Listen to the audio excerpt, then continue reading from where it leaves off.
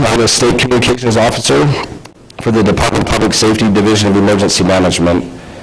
I am the replacement for Bob Craven, and if you've been around long enough, before Craven was Brent Thomas. So big shoes to fill. I hope to fill those. I've only been with the state since March, so bear with me. I'm still drinking from a fire hydrant, so lots to learn. Those were great men. They accomplished a lot, and they set the bar high for me. So welcome you to the 2022 Emergency Communications Conference, previously referred to as the ARES or RACES Conference, and most recently noted as the OXCOM. But we hope to kind of take this conference in a direction that involves more than just the amateur radio community and all of our agency partners that deal with emergency communications through Civil Air Patrol, the Utah National Guard, the 85th CST, and all of our other partner agencies through the county sheriff's offices throughout the state. I hope you enjoy your time here today and that you take the time to get to know your agency partners and that are within our communications community. A couple housekeeping items. I know previously there have been evaluation forms as well as ICS 214 forms.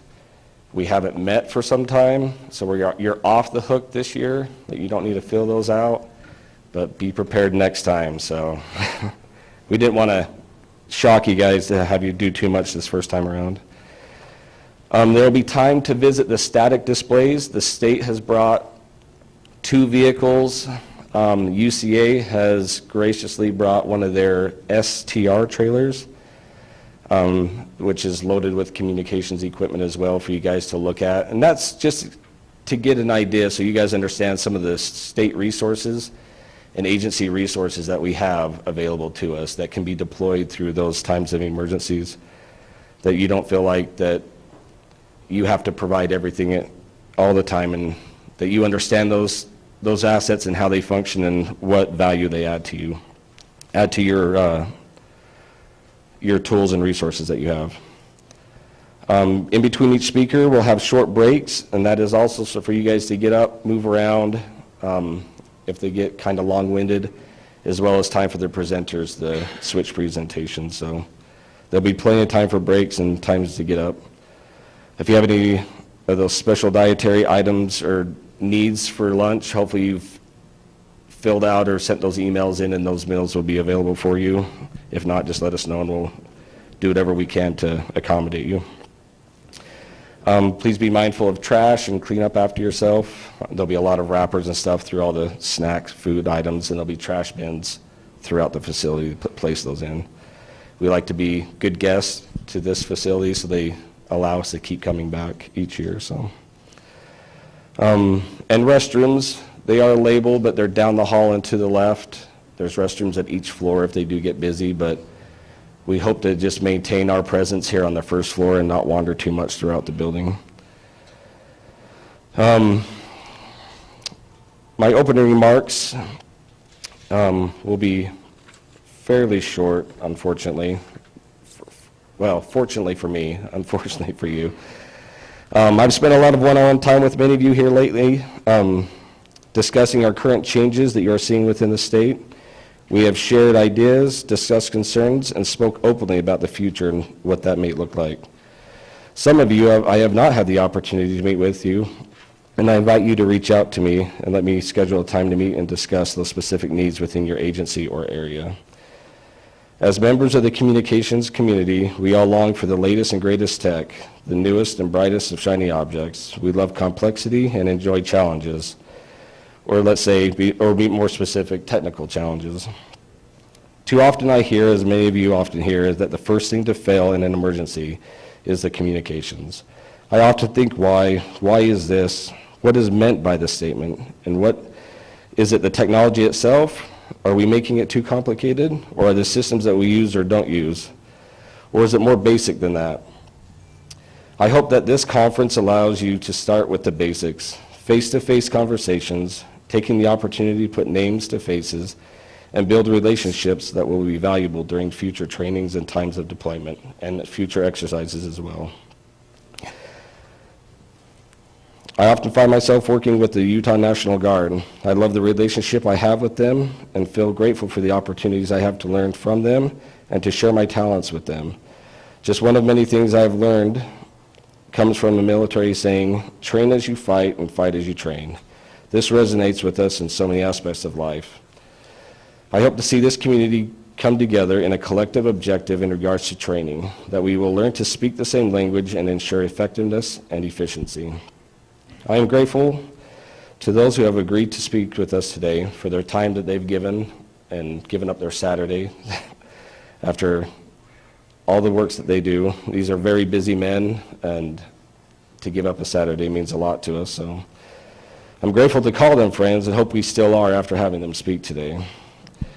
I'd like to excuse most of the members of the Utah National Guard. They wish to join today, as well as the Utah Task Force 1, FEMA Region 8 MERS, as well as I believe there are some other Civil Air Patrols. Today, starting this morning at 7 o'clock, there was a large-scale exercise that started, which a few of us here today will be leaving here right after we're done to go participate with that. And that'll roll until Monday. So there's a lot of members of the communication community that would like to have been here today, but unfortunately they had to choose one or the other. I am excited for the future ahead and what it looks like for the communication standpoint. I have heard so many great things about some upcoming trainings and opportunities. A lot of state agencies getting involved in SETs and getting those scheduled, in which previously they had not been too active in that. So I challenge all of you to take part in those exercises to hone your skills and build each other up. I'm excited to hear from the presenters. I hope we learn a lot. There'll be definitely time for questions at the end of each presentation. But again, we're just coming down to the basics. We need to meet together, talk to each other face to face, understand each other's strengths and weaknesses, what assets we have and what assets we have to share with each other. So not just within the amateur radio world, but through the Utah National Guard, Task Force, the state assets, UCA, one of our great partners, and everything that they do to keep us talking each day. So I appreciate your time, and we'll have a quick break just while Gordy sets up his presentation. So thank you.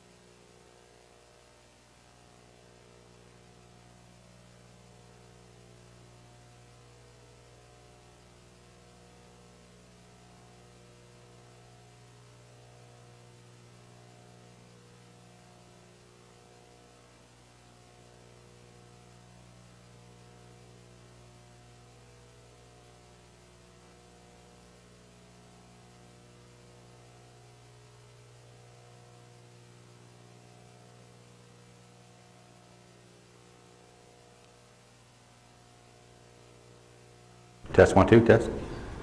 You hear me okay? Everybody in the back of the room here okay? It's got a little bit of echo there. Maybe we can turn this one off.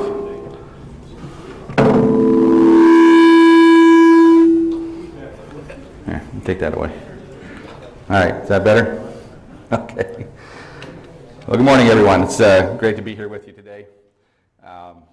Scott, thank you for inviting me to come and talk to you all today. My name is Gordy Coles. I work for the Department of Homeland Security, Cybersecurity and Infrastructure Security Agency. My role is I'm an emergency communications coordinator here within Region 8.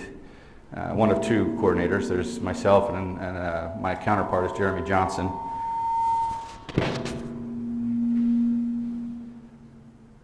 That better? All right. My main office is right here in Salt Lake. Jeremy resides in Colorado, in Denver. We cover the 6 states of Region 8. I cover Utah, Montana, North Dakota, and Jeremy does Colorado, Wyoming, and South Dakota. We also support all the other states within the country as well, and the 6 territories that reside within the U.S. And we work to coordinate communications efforts, training and things for state agencies. So my role as a communications coordinator is to work with Mr. Mike Vienendahl over here in Utah as the statewide interoperability coordinator. The states put together their statewide communications interoperability plans, and within that they have goals and objectives that they set to improve their communications interoperability. And CISA comes in and helps with technical assistance to help them achieve those goals and to train and teach just technical assistance to help further interoperability within the communication systems and within each state. And I'll talk a little bit more about that technical assistance here in a little bit. But today Scott's asked me to come and talk to you about the Communications Unit program. Many are probably familiar with that, so I wanted to talk a little bit about that today, and the Communications Unit, the positions within the Communications Unit, and how they kind of fit into the ICS structure. And then once we get into that, we'll go into depth in a little bit, I think, on the positions within the Communications Unit and what each position is responsible for. And then towards the end here, we'll talk about some of the resources that CISA offers to help states work to train these individuals that would work in these positions within the Communications Unit. So an overview of ICS. I need to get out here where I can see this. This is just a basic org chart of ICS, of the Incident Command System. Basically, you have your command section, you have your operations section, planning section, finance and admin section, and logistics section. And the Communications Unit that we're going to talk about today resides within the logistics section, underneath the service branch. And to drill down a little farther, within the Communications Unit, underneath the service branch, the COML is responsible. The Communications Unit Leader is one of the positions within the COMU, and that person that serves in that position is responsible to manage all the other positions within the Communications Unit. So you can see here you have Incident Communications Center Manager, Communications Technicians, Technical Specialists, and then indirectly the COML oversees the radio operators, Incident Tactical Dispatchers, and Auxiliary Communications, which is amateur radio. So the Communications Unit Leader has a big responsibility there. And this is kind of how they fit within the ICS structure. Effective incident communications management. Let me back that up. I have a little video I want to show you here, but if you look at, sorry, I have to read my notes here, I get lost. So the ability of responders to work together across agencies during emergencies, incidents of all types, depends heavily on their ability to communicate. Right, if we can't talk to each other, we're kind of lost, aren't we? We have to be able to communicate, so it's an important role that we play in incident response. Those communications need to follow a well-regulated command structure that establishes the roles and responsibilities and a well-understood mechanism for managing the complexity of the multi-agency responses. Jurisdictional diversity and technical complexity of incident response can quickly overwhelm normal communications, or just the routine communications that we use on a day-to-day basis. So the Communications Unit is tasked with managing the operational and technical aspects of the incident communications. As an incident grows in size and complexity, then the communications needs expand pretty rapidly. So I have a video here I want to show you that kind of shows that. There was some incidents that happened in Fairfax, Virginia back in 2018. And it goes through what happened and how this thing grew from one incident into several incidents all at once, and how it affected the communications and how they responded to it. And you can kind of see in here how it doesn't specifically talk about Communications Unit, but you can see all of the pieces of the Communications Unit coming together here and responding to this. So we'll see if we can get this to play. Engine 509, engine 508, engine 416, foam engine 403, truck 619, truck 511, we're third alarm, Garden Department Fire, 14401, Woodmere Court. Engine 442, channel 4 Echo, box 43801, third alarm, Fire Garden Department Fire, 14401, Woodmere Court, unit 312, 1323. May 2nd, 2018, our shift started at 0700, just like any other shift. The difference on that day was hot. It was already hot in the morning. It was a normal day. We were running calls in the city like normal. I'd just gotten back to the station and was then dispatched to Centerville. The initial call said just a fire on the balcony reported. Then we received several more calls. People were reporting that flames were visible and that flames were coming up the side of the building. They dispatched, I think, a second alarm almost immediately. That's when we were dispatched for mutual aid. When we got about 2.5 miles up the road heading north, you could see a column of smoke. The indicator to me that said this was going to be a significant event was the second column of smoke that was about 1.5 miles away. Things really started to get interesting about 30 minutes into working our first fire when we got a second fire about 1 mile away, so within the same area. I think the first call that occurred at the group home occurred at 12:46 hours. The next fire, which was the townhouse fires, occurred at 13:15 hours. And then the fire at the bank occurred at 14:06 or thereabouts. So 3 huge structure fires, all of them very fast workers. When we run multiple incidents, there's no way we can absorb that incident load in the county. We reach out to our neighbors through mutual aid agreements, automatic aid agreements, using the CAD-to-CAD integration within our CAD system.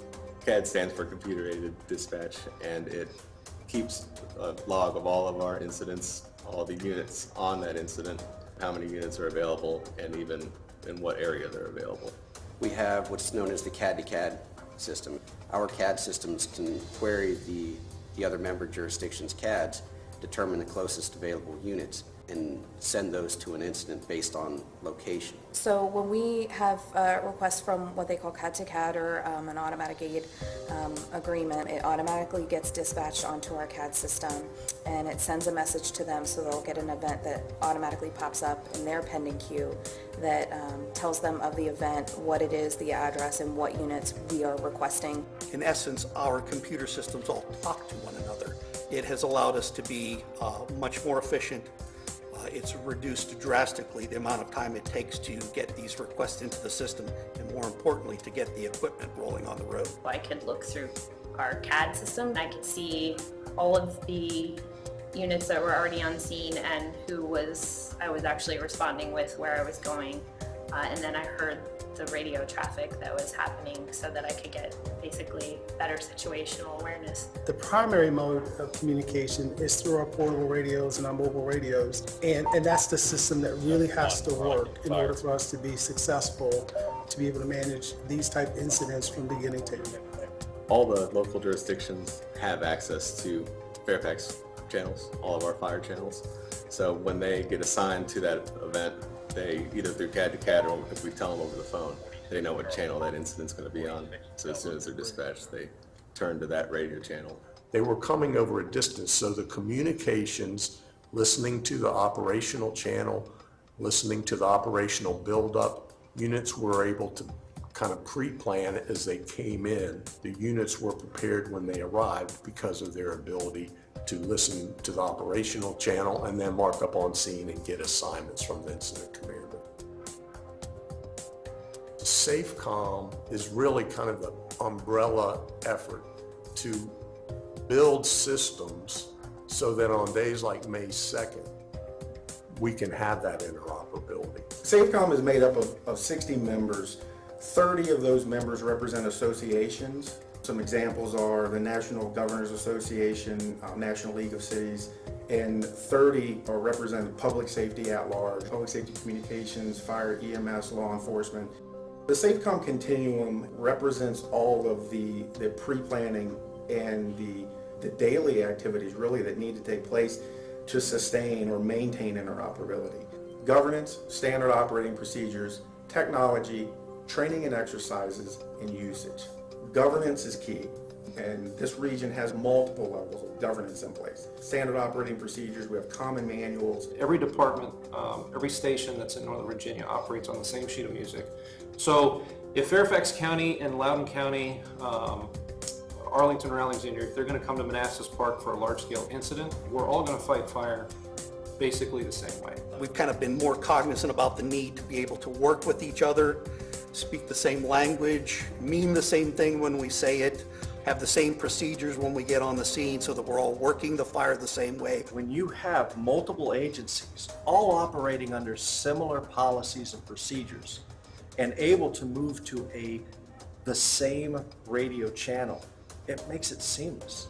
So it really did not matter whether it was a Fairfax County unit, an Arlington, Alexandria, Metropolitan Washington Airport Authority, or Loudoun County. The engines and the trucks and the men and women on those pieces of apparatus got off. They knew what the plan was. They knew how to use the communication channels and languages that have already been established in the region. Training plays a major role, especially when the fires are as big as this one was, requiring multiple alarms and the amount of units that it required. When the time comes to do the evac tones or do a mayday, you can't stop and look at a book or research. It has to be something that is instinctual, that you know what to do. None of us have had a day like that. That was a first for many of us, but we all felt comfortable in our skill and comfortable in the training that we've had. When you were in the thick of it, I didn't think twice about doing the things that we had to do to just make sure our units were safe and we were getting everybody where they needed to be.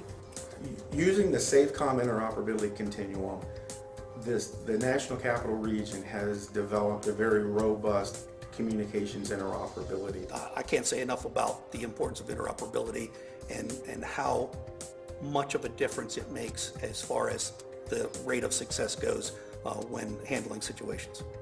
The citizens are the ones that really benefit from this. They don't see it, they don't know about it, which is ideal. That's how we want it. We want this to be a seamless thing in the background. We want them to call 911 and have the right unit show up, regardless of the jurisdiction. It breaks down jurisdictional boundaries and creates a true unified response force. We don't see each other as different agencies as much as we work together, and we see ourselves as a fire and rescue community. Reach out to your neighboring departments, neighboring jurisdictions, try to get everybody together to get on the same page. So when that time comes where it does need to happen, everybody knows what to do and knows what's expected of them when they get there.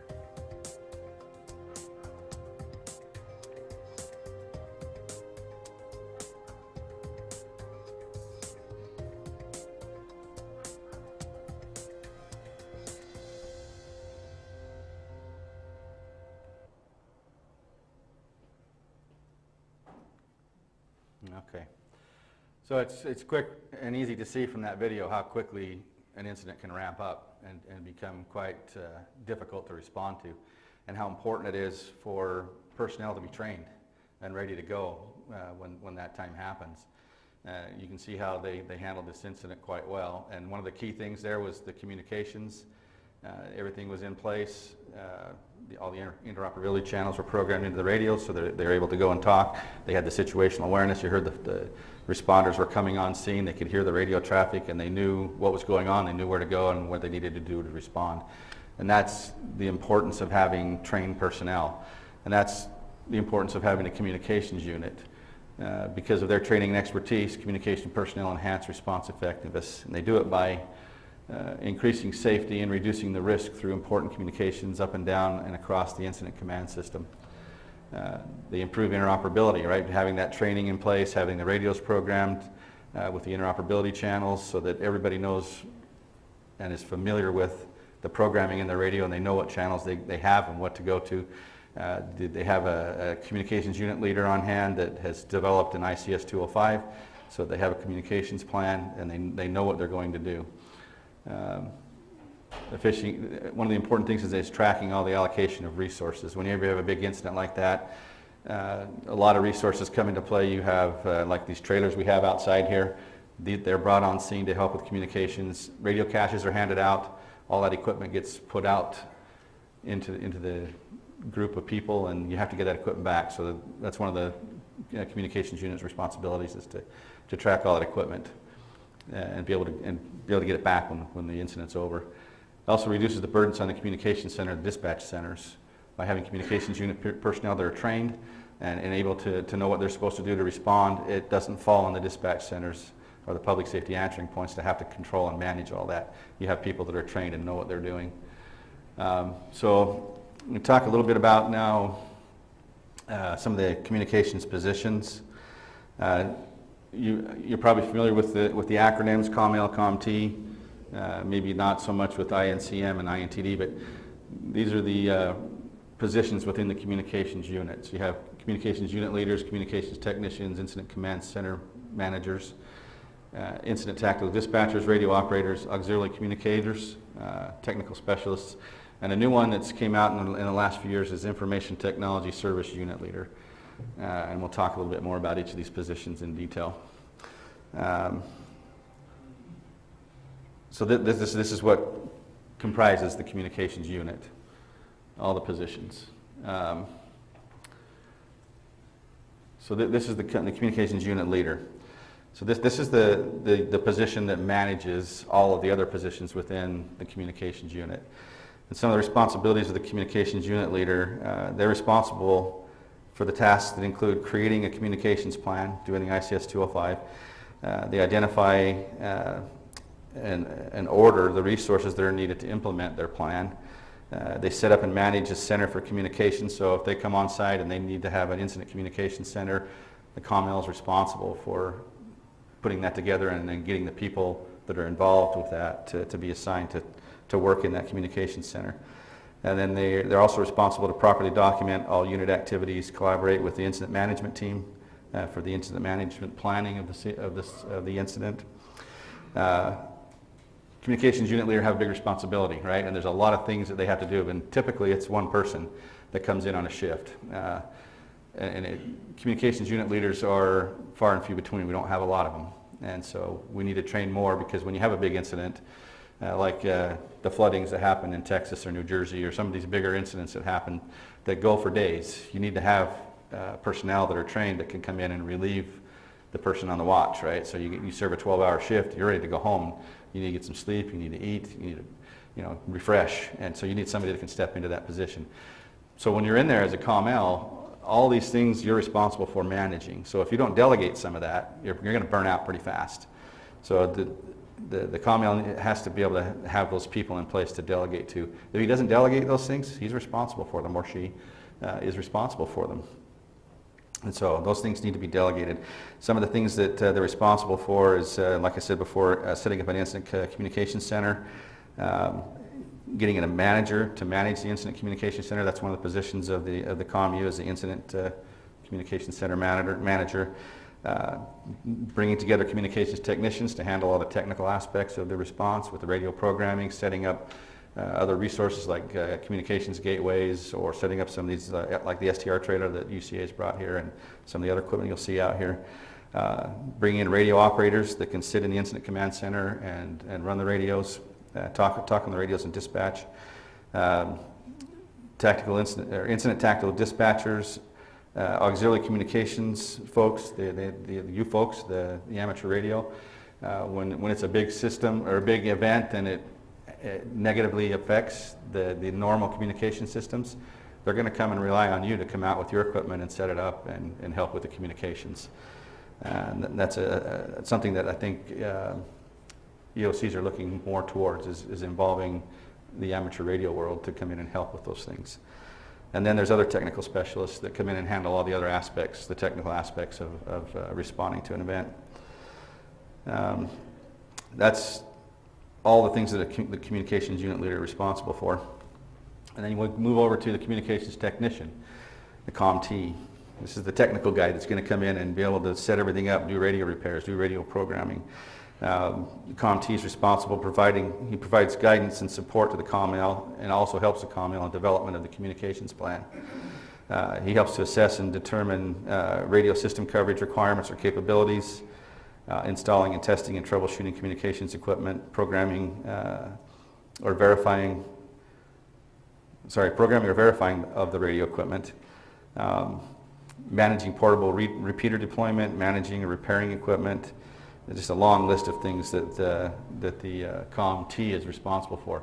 We talked about radio caches before. They're going to be responsible for making sure that those radio stashes or caches are ready to go. They have charged batteries, that they're programmed properly, that they can be reprogrammed on site if they need to be, and sent out and to be used in the incident. Then we have the Incident Communications Center Manager. This is the person that the COML would call in to run the communications, the Incident Communications Center if that's stood up. And one thing to understand is all these positions aren't necessarily activated during every incident. They're brought in and activated as they're needed. So if you get into a situation where you need to set up an incident command center, then you're going to bring in an incident command center manager. You're going to bring in the radios. You're going to bring in the tactical dispatchers. If you don't have that need, if the incident is such that the public safety answering points, the normal dispatch centers can handle that, then those people aren't called in. So not all the positions are activated in every instance. So in this case, the incident manager here, if you think about COMLs and COMTs and the responsibilities that they have to manage communications requirements, they're not the only ones. The incident center managers, also have a responsibility to manage. So they would come in and take that off of the COML and manage. Sorry. I have a question. Yes, sir. Where do all these people come from? Well, they come from you. We need to, and we'll talk about some of the training aspects and how we do the training and the training that's out there. But we need to find people that are interested in serving in these positions and go through the training. There's some training courses that CISA provides, and we coordinate that through your statewide interoperability coordinator. If you have a desire to serve in any of these positions and learn more about any of these positions, we can bring that training here to you, right? So we can train you in that position, and then each position, I'll go into detail a little bit more about that, but so I don't take up too much time with that right now, but there's once the training's done, you become a trainee, and then you have to become accredited, right? You have to become state recognized, and I'll talk about the process to go through for that. So does that answer your question okay? All right, thank you for that. That's a good question, and we definitely need people to serve in these positions, right? It's when the incident happens, we need to have people trained and ready to go. Yes, sir. Hold on. Let's get a mic for those that are participating virtually.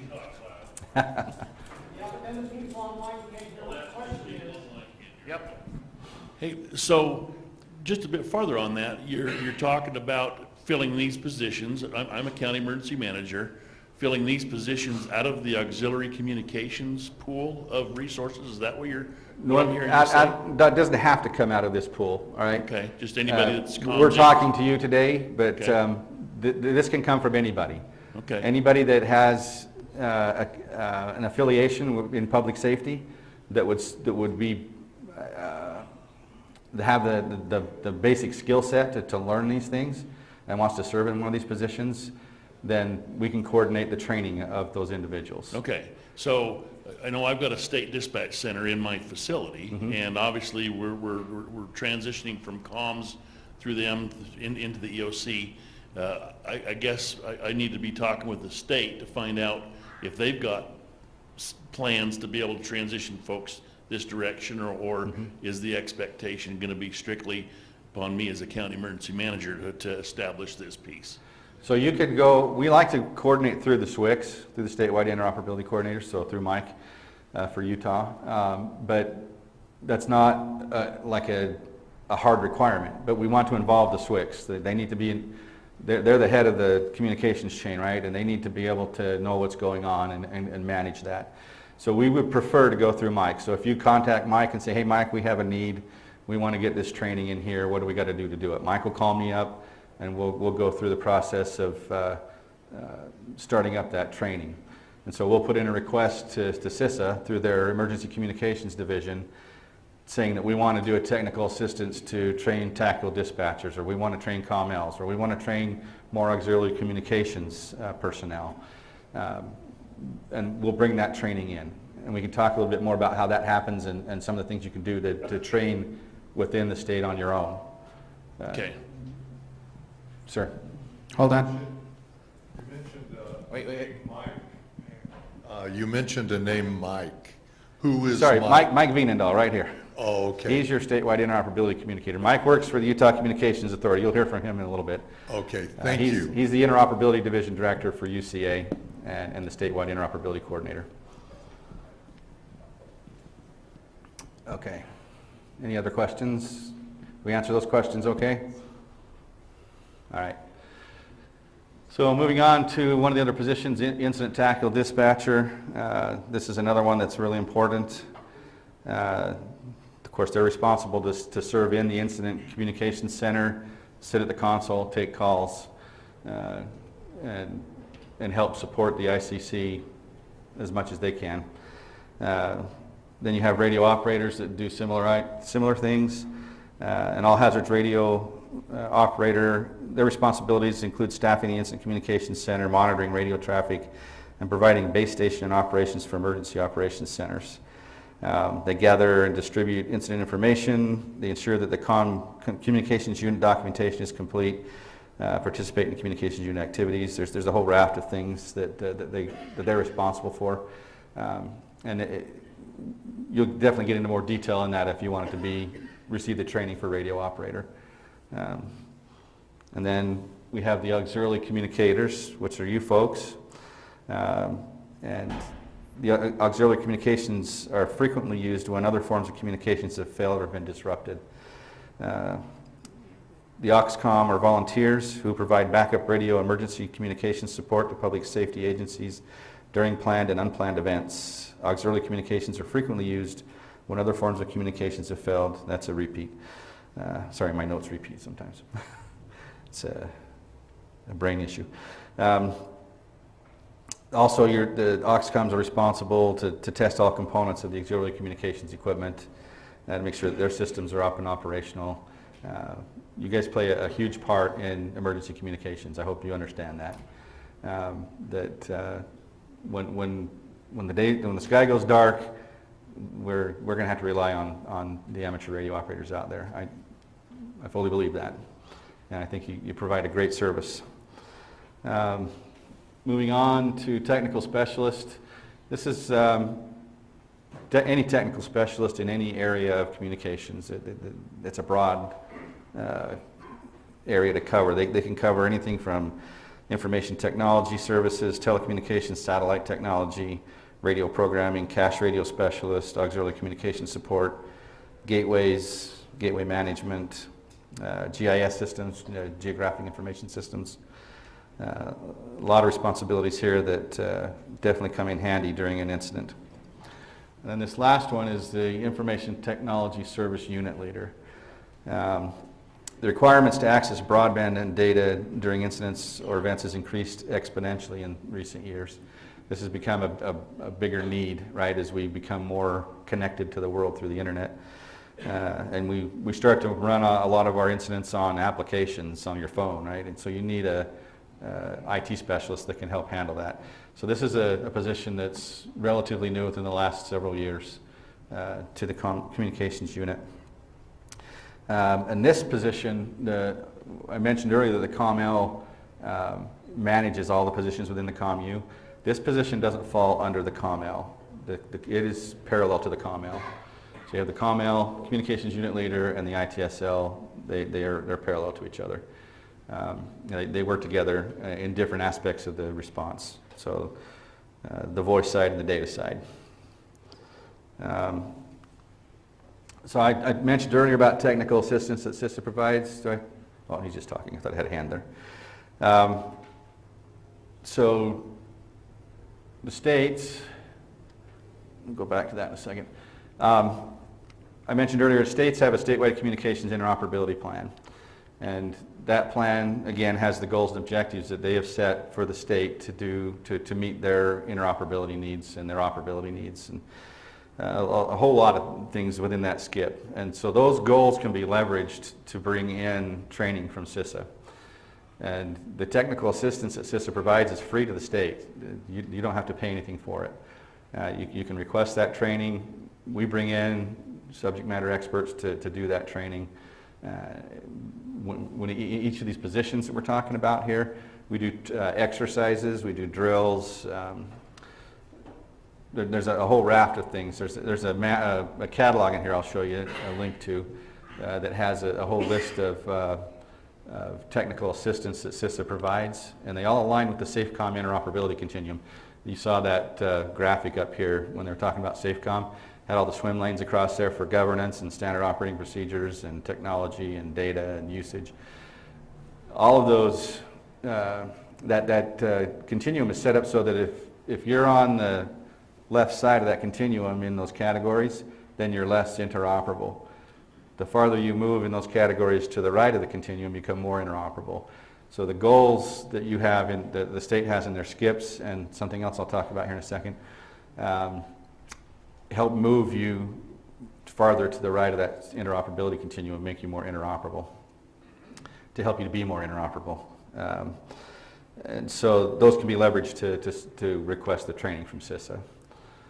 The other thing that we use is called the statewide interoperability markers. It's a system that was set up a few years ago, I think back in 2019. It's a group of 25 markers, or categories, if you will, that help a state look at where they're at when they're interoperability maturity. And the state, Mike is the statewide interoperability coordinator, he sits down with me and we go over all those markers, and him and some of the stakeholders within the state grade themselves on where they are in those markers. Are they initial, are they defined, or are they optimized? And the goal is to become optimized in all 25 of those markers. And all those markers align, again, with the SAFECOM interoperability continuum. And so those also are used to leverage training from CISA. We can go through there and Mike can request training to help move them farther ahead, more to that optimized state within each category. So that, again, it improves the state's interoperability maturity. We're getting ready to do a Markers 2.0. A lot of states have got many of their markers moved to that optimized state, and now it's time to move forward. And so the Markers 2.0 is going to help advance that interoperability. That's in the process right now. And right now it only deals with the state agencies, but it's going to be working towards adding in the locals. The local governments, and also the tribal, so that we can help everybody work together on interoperability. These are some of the trainings just for the communications unit we're talking about. Communications unit leader is a 4-day classroom exercise or training. If it's in person in the classroom, if it's virtual, it's a 5-day course. Now, all of these have a virtual option. We didn't used to do virtual before the pandemic. Everything had to be in person.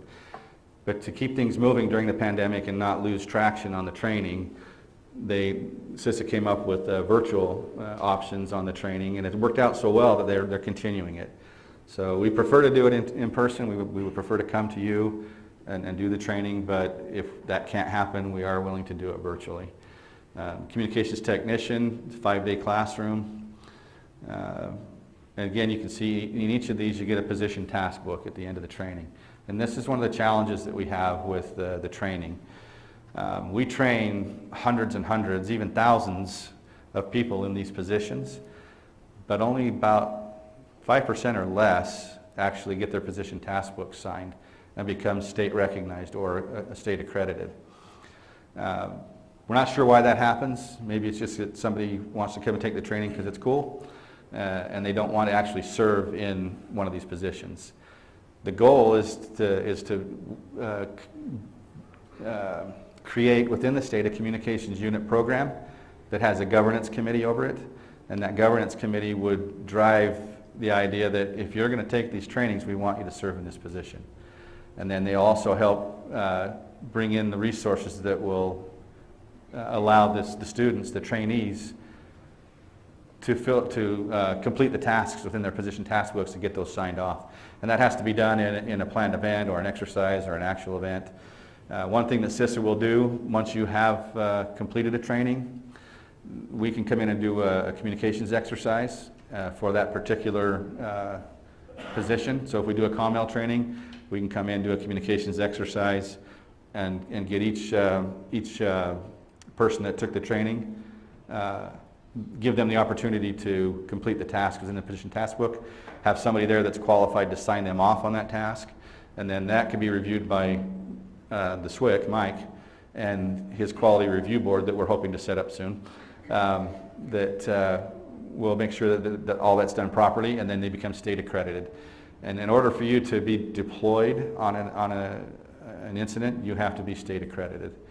And that's just to ensure that the people that are responding and serving in those positions are trained and have demonstrated that they have the ability to function in that role. We have a question back here. My question basically is, what qualifications are required for somebody to volunteer for these positions? And are you soliciting or looking for people to volunteer into those positions? We would like people to volunteer to serve in those positions, and we can work through the training. The requirements there are you need to have some of the FEMA training. So the ICS 100, 200, 400, or 700 and 800 are typically the ones. Sometimes 300 and 400 are required, but usually the 200, 300, or the 100, 200, and the 700, 800 are the ones that are the most required. For you to participate in the auxiliary communications training, those are the 4 that you'd have to have. So you can go to the FEMA EMI Emergency Management Institute online, and those are free courses that you can take. And those are all online. You can take them probably within a couple hours and have the certification done on each one. So you have to spend a little time training, but and then you have to have a public safety affiliation. And for the amateur radio, the OXCOM course, you have to be a licensed amateur radio operator as well. And so all those credentials would have to be shown up front before you'd be allowed to take that training. Thank you. Yep.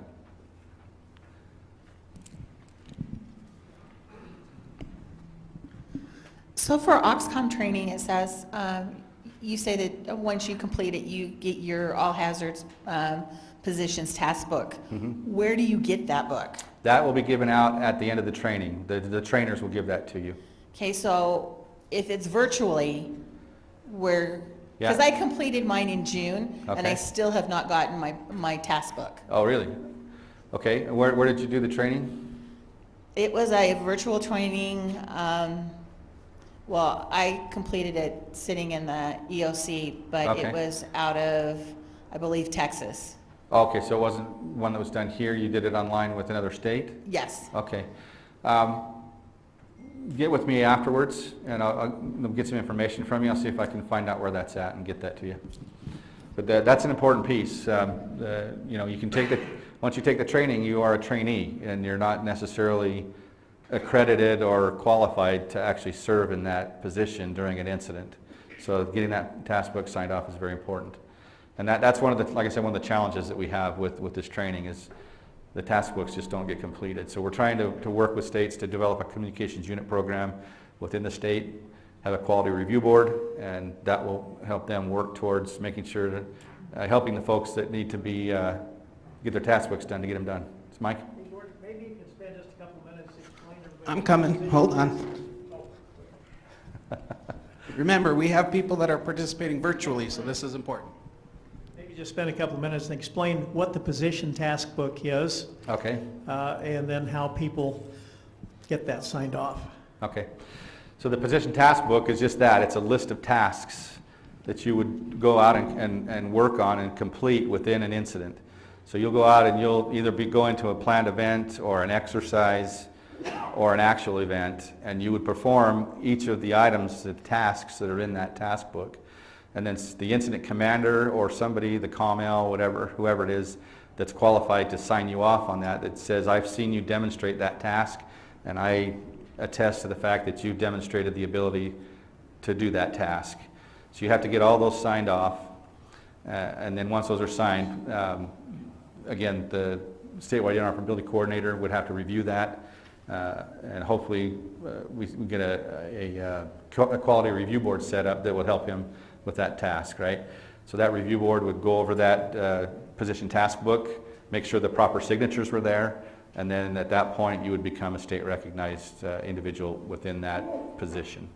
Does that answer okay, Mike? Yep. Okay, so there are just a few more here that the other just describes the courses within the COMU and how long they are for the others. We are today and tomorrow, they're doing an auxiliary communications training in Helena, Montana. We've got 16 students that signed up for that, so we're pretty excited to see that and get a full class. Like for the Auxcom class, we require a minimum of 15 students to be able to do that class. So if you can put together 15 individuals that want to take that class, if it's in person, we don't limit it to 15, we can have up to 30. And we could even try to talk about accommodating more if you have more, but a minimum of 15, and they try to cap it at 30, but if there's more, they'll work with that. So, sir? Online question, would each county have many of these positions filled so incidents in each can be manned? They can fill as many as they'd like to fill. I don't know, right now there aren't too many of them that are filled, and that's one of the reasons why we're talking about this today, is to get the interest up for this, and also for getting the communications unit program set up here within Utah so that we can manage that. So yes, there definitely is a need.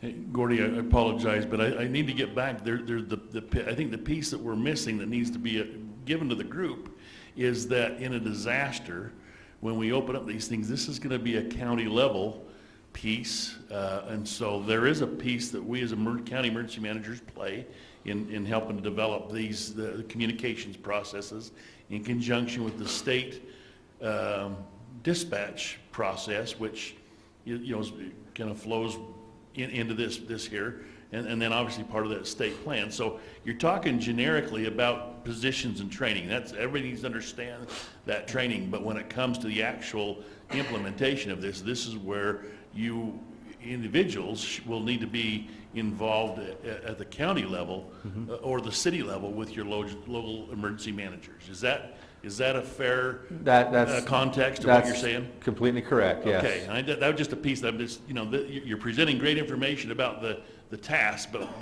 the context I think is a little bit short. So if I'm understanding it correct, then I think everybody else is good then. Thank you. Yeah, so those positions, you can't just run in and serve in that position just because you've been certified in it.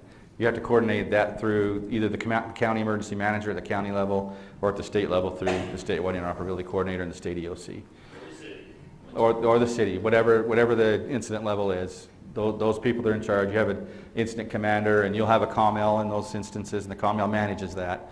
So it would fall to the county emergencies or whoever's the high end of the food chain there to manage that and to invite those people to come in. Now, like I said earlier, not all these positions get filled in an incident. They're called in as they're needed. So that's where that would come in, and you would bring in those folks that you need. We have a question back here real quick. Okay. Is there going to be a link to these slides? Yes, I'll provide the slides for you. And there is a link within the slides that will take you to the service offering guide that has all the technical assistance in, and we'll talk about that in a second. Just a quick question. In the past, in the state of Utah, I know we've done 2 or 3, maybe 4 Auxcom courses in person. Do we have any planned for the future? We haven't got one signed up for right now, but that's something that we can talk with Mike about. If you have an interest, and you have, like I said, you have at least 15 students that want to attend. I think in this group you would easily find at least 15 that would be willing to sign up and participate. Yeah, as long as I'm they just have... concerned, because we did it in the past, and this was quite a few years ago, and it was very limited on who was able to attend, and many of us in the room probably have a desire to attend and participate in this training. Yeah, we're happy to do that, as long as everybody works on getting those prerequisites done. I have the same question. Okay, all right, very good. So yeah, if there's a big interest for that, we can talk to Mike, bring it up with him, and then we can talk about getting that set up. And we can do that as soon as you're ready. There's no, like, we don't have to wait any certain amount of time. If you have a group that's ready and you have the credentials, we can make that happen relatively quickly. Does the 3-day virtual course still require the 15 students? Yes, the virtual course has a cap at 15. You can't do any more, but it Still requires 15. Okay. So that's the minimum number. One other question with her, related to, she did her ComT training, or ComL? Oxcom training with Texas. How does the state to state, does that training, I mean, it's got to be similar enough that it's applicable. So we can It's still exactly work the same together. training. It's a basic training that goes over the position. There might be some state-specific things that go on within that state. The other states, though, to attend in another state, they have to open it up to personnel outside the state. So typically what happens is if you have an Oxcom class that's set up and you can't fill the 15 seats, then the state will open it up to the region and take anybody that's within that region that wants to come. Not very often do they go outside the region, so usually it's and that was an unusual case there where she went to Texas, but so that's how it happens. So if you can't fill the 15 seats, they'll open it up, and the training is pretty much generic for everybody, with the caveat that there can be some state level things that are brought in. Online question, where do you call people in from for some of these positions if you don't have anyone trained for the positions in your county or area? If there's nobody trained, then I think they have to turn to other sources, and I don't know what those are. I can't really explain that. You can't just call anybody off the street to come in and serve in that position, right? So it's a difficult thing. If you don't have people trained in that position and you have a need for someone to fill that position, then we have a gap, right? We have a problem there. So. The next question is, if you've taken a couple of the classes and it's been a while, how long are they good for? Typically, I think they like to look at the position, and this is something that the state's communications unit governing committee would have to talk about. But the recommendation is that maybe every 3 to 5 years, especially, well, we'll say every 3 to 5 years that they should review those that are accredited, and then look at getting them reaccredited, which means taking a refresher course probably. That has to be determined by the state. We don't have anything that's actually in writing for that. But the recommendation is have some kind of a period there where you get reaccredited. And especially a lot of times the trainings are updated. Right? I think the Oxcom was just updated recently as well. So once they're updated, then you would need to come in and do a refresher. Bob? You might have everybody that's interested in that, by the show of hands, to give you an idea how many are here that are interested in an Oxcom class. Sure, we can do that. Anybody that's interested in Oxcom? The whole I think room? you got more than 15, don't you? I think so. So, yeah, very good. Mike, we have some work to do. So, yeah, we can definitely do that. I think the first thing to do is maybe, Mike, let's just talk, and then we'll get an email. I need to get everybody's contact information, because we're going to need to get your information from you on your prerequisites. We'll need to know, once we get this set up, you're going to have to send in all that information to us, all your FEMA training and your public safety affiliation and your license, your ham radio license. Sir? You talked about a public safety affiliation. Most of us are just regular ham citizens, ham radio operators. We don't have a public safety quote-unquote affiliation. So how do we get that Oxcom?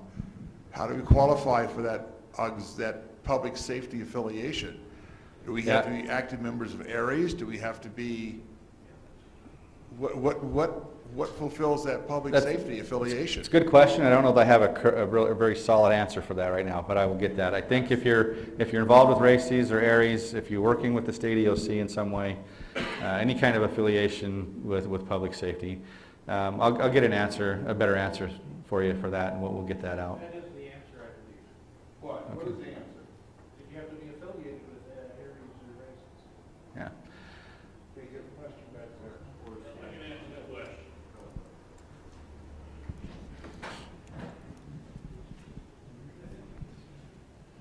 So the involvement with ARES and the local emergency manager varies from county to county.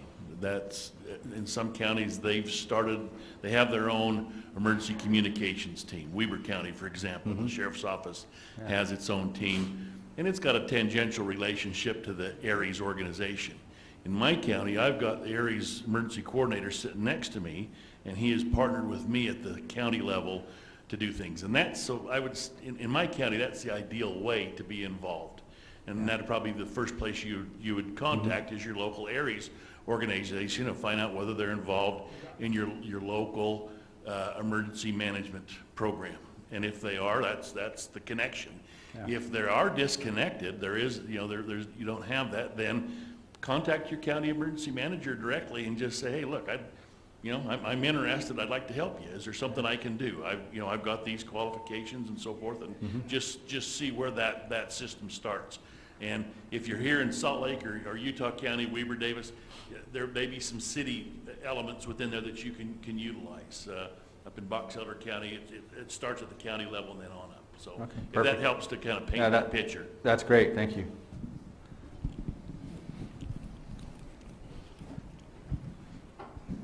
Wouldn't a RACES affiliation qualify for that? Yes, ARES or RACES, yes. Okay, so if you've got a RACES number and you check in with the RACES nets, then that would qualify you as well. I think so. I don't know with 100% surety, but I think any affiliation with ARES or RACES or your emergency management folks, I think would qualify.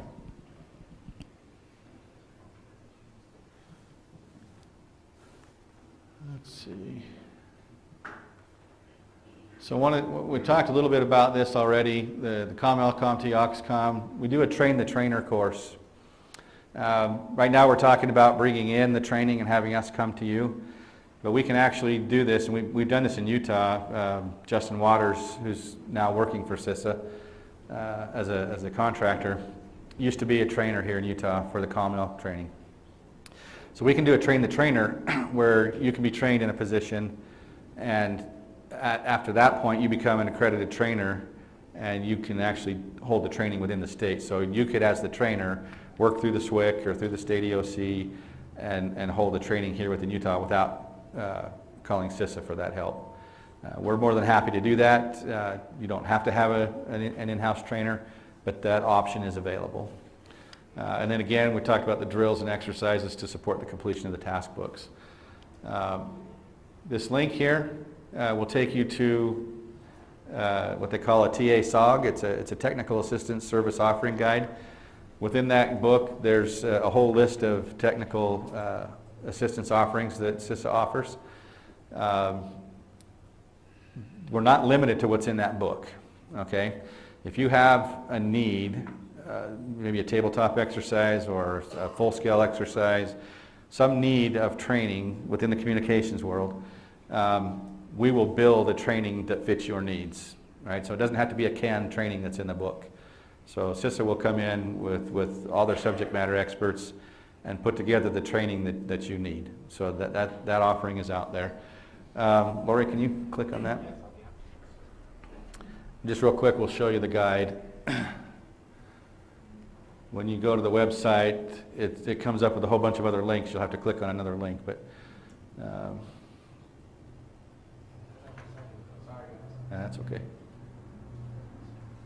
Technical difficulties, right?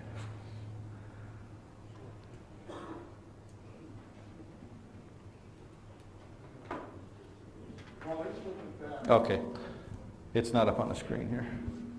Okay, I've got a question over here. Yes. While he's looking for that, most of us hams, if we don't get into the OXCOM portion of that, we provide the last mile communications. Either within the neighborhoods, within, a small jurisdiction. We usually provide the last mile communications for an event that happens. And once that information gets sent in, now, normally we would send that information into the EOC, and then EOC would get that information up the chain of command as they see fit. Yeah. is there, or has the state put together, and maybe you don't have the answer, but maybe somebody does, is the state putting together a standard, I know the section, I don't know if Richard Mead is here today or not. He is the section EC. Yeah, he is the section EC. Is putting together a state communications plan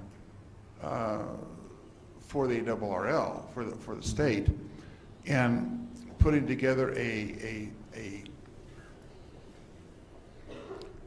standardized frequency plan. Again, another 205 that we can all rely on to get those communications into our EOCs. Is that something that the state is working on, or a statewide type plan?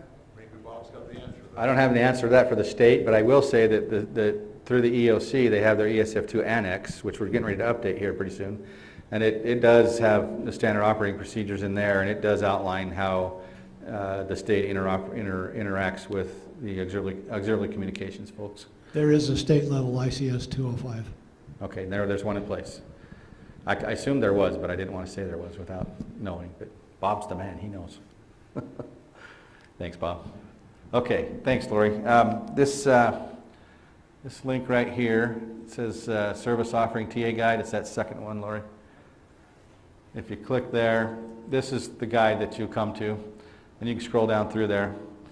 So it goes through all of the different areas. You'll see each of the categories align with the SAFECOM interoperability continuum. And as you go down through, you'll see the different offerings. Keep on going. I think you'll have some colored bars there. Keep going a little more. That's the regions there that show who all the, okay, right there, governance. So this is a governance TA, statewide communications interoperability. This is the SCIP workshop. We're talking about the statewide communications interoperability plans. We try to work with the states to update those every 2 to 3 years, and Utah's ready. I think it's time to update Utah's, so we're going to be talking about that. So we put together a workshop and bring together stakeholders, and we talk about the goals and objectives in there. Utah does that a little bit differently. They have an interoperability strategic plan that UCA has put together, and that's what they use for their SCIP. So, and I'm sure when Mike has that ready, that'll be published out, and you'll be able to see it. But so anyway, that goes down through a whole lot of different offerings. It goes through the governance lane, through the standard operating procedures lane, through the usage lane, through the data lane. It's a technology lane that has data elements, voice elements. It also has, they just added in COOP plans, continuity of operations plans. Anyway, those are all the ones that are pre-built. And like I said, if you have something that doesn't fit in one of these that you would like to see done, come and talk to Mike, and we can work together to build that training for you. And again, the trainings are free to the state, free to the agencies. There's no charge for those. So I think that's all I had planned. If there's any other questions, I'd be happy to address those. But if not, I appreciate your interaction today. It's good to be here and talk to you all.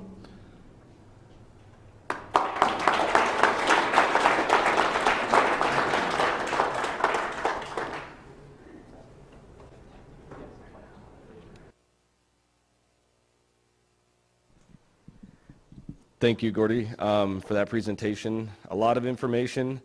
And again, this is just to take your training to the next level. And if you want to participate in above and beyond the capacities that you already are, I know there's a lot of opportunities from the state through EMAC deployments to go within the state or even to other agencies, to neighboring states. And getting this training, if you choose to do so, will allow and afford you those opportunities down the road. So, and plenty of opportunities for training this coming year. I know I'm just looking at the calendar and all the agencies and counties that have planned like SETs or comms trainings this next year. There's going to be plenty of opportunities to get those task books filled and passed off. So. We're just a few minutes ahead of schedule. We're going to actually have a 15-minute break. There is a ton of food out in the corridor. Please eat. lots. Or we'll have to send it all home with Mel and John, so. The donuts are wrapped, so you can take one home with you.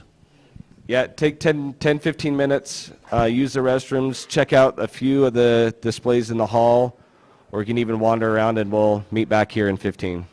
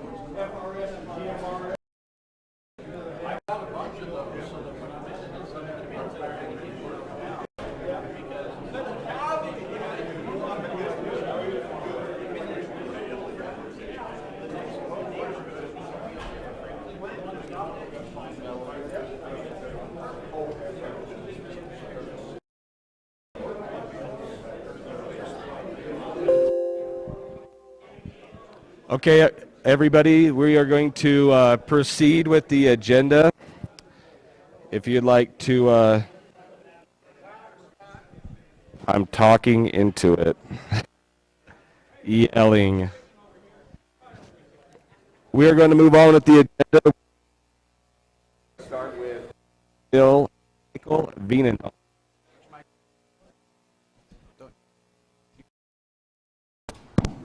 Sorry, I'm not sure why that was so quiet.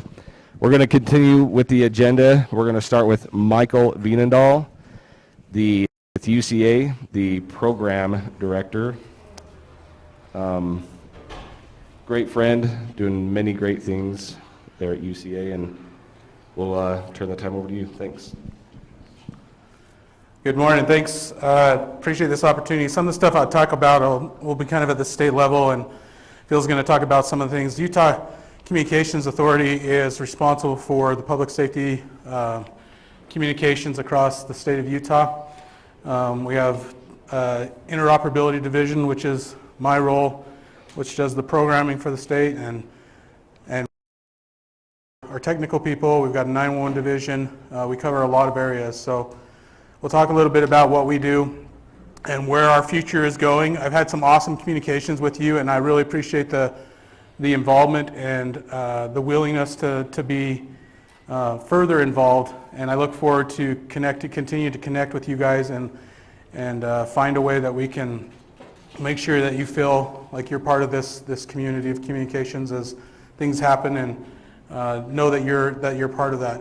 I'm newer to the role, so as Gordy talked a little bit, we're working on some things to revamp or refresh the state of Utah when it comes to interoperability, as well as our communications, and working with our partners. One of my roles is, again, the statewide interoperability coordinator. That's my role. It's something I've taken on. There's a lot that goes on with that, so I'm trying to get up to speed. So as you guys have information and things that you can help me with to do that, I appreciate you continue to reach out. It's important that we work together in these meetings and these trainings, as well as exercises. It was one of my first larger exercises to work with Scott at the air show, and I worked with several of you that I recognize in the room with our amateur radio group in that air show, and it was a successful event because of the skills that are there. So that's kind of part of my role is making sure that we get up to speed on that and to train. One of the legislatively responsibilities that I also have as the SWIC is to make sure our PSAPs know how to interoperate and how to do events as they come online. And that's at a PSAP level. But what I noticed in my first training that I did this year, interoperability communications, is that we really need to expand that. And so as the year goes on and we do those things, we're going to start bringing other groups in with our public safety, as well as you folks, as we look at those exercises and do some tabletops and find ways to not only get you signed off on your task books as classes, but also when that event happens that we're all ready to work together. So this is my team right now. Like Scott said, one of my jobs is over the programming of public safety radios in the state of Utah. Garrett Millward is my program manager. Those of you that are in public safety or need knowledge or skills on programming, he's an amazing. David Fisher comes from the commercial world. He is my new author, so he writes all the state code plugs that go into the radios. And then we have Jared, who goes out and does our programming. We also partner with several of our public safety agencies to do some of that programming, and that's going to be moving forward. We've also been looking at new programmers across the state, or how we're going to manage that as our new system comes on. Like I said, we're in the process of updating our system, and so we'll talk a lot about that. So just some of the highlights of what we did. I hired this year, so I've been tasked with reorganizing and doing some of that. So we've been working on some trainings. We brought Sevier County onto the 800 megahertz system. We brought Grand County on there, and we've also done some trainings with them, as well as Bureau of Reclamation and others. Pri-City Public Safety, just Pri-City, not the county, has also come on recently. We're working with them to get that system up and running, and their fire department as well as their police department is on the 800 statewide system now. So some of our goals, we are in it's a long coming process and a big task, and Phil has a lot to talk about as well, but we will be migrating off of our current Motorola trunked system onto an L3 Harris system this next year. The completion and introduction of the fleet map, which we'll talk about. So there's a new interoperability spectrum that's coming out, and the way that we're doing interoperability as far as from the 800 megahertz system, and then how we're going to work to slowly tie that into other areas. Programming migration, we're going to have, as this new system comes online, every radio in the state of Utah is going to have to be touched, because if you're currently connecting to the statewide system, as of next year at the end of quarter 4, that system will be slowly turned off and it will be on the new system. Like Gordy mentioned, we're in the process of updating our SCIP. We do have a current SCIP, if you will, updated, and part of that is just part of our strategic plan. If you want to read the current strategic plan, it is on UCA911.org. Under interoperability, there's a strategic plan section that you can go click on, and that will be updated there, as well as we'll get that out as it gets completed. We're working to update the field operations guide and enhancing our PSAPs and users through our interoperability trainings, as well as systems. One thing that I don't think I have in my slides, but we should mention, is the state of Utah is above the game, in my opinion, in 911 communications, as we've just moved the entire state over to the one single 911 system in the state of Utah. So if I dispatch or communications professional in Utah County and our system goes down for some reason, I can go anywhere in the state of Utah and log in, and all those phones to there, and I can start dispatching from a different PSAP. I can also go up to another PSAP if I need to go help up in Logan in County with them. Sir? Hold on, we're getting there.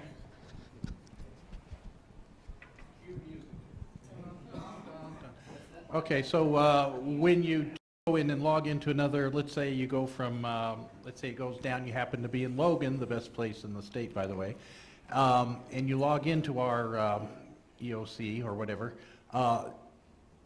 do you work side by side with you don't take their system down, you just add your capability to it? Yeah, with whatever traffic, phone traffic is from somewhere else to that new position. So it automatically filters it back in. So now I can take phone calls for whatever PSAP I usually work at the new center. So we've also our statewide text to 911 capabilities. Melanie Crittenden is our 911 division director, and she's been over that, and they're actually at the end of this month, we have a stakeholders meeting. They will do the final ribbon cutting on completion of that project. So a lot has been going on at the Utah Communications Authority. One of my goals of building is to make sure that we can interoperate, we can promote emergency communication from, as all of you have talked about, state, city, local, federal, even our tribal friends, and how we can do that. So getting a good plan together and how that rolls out is important.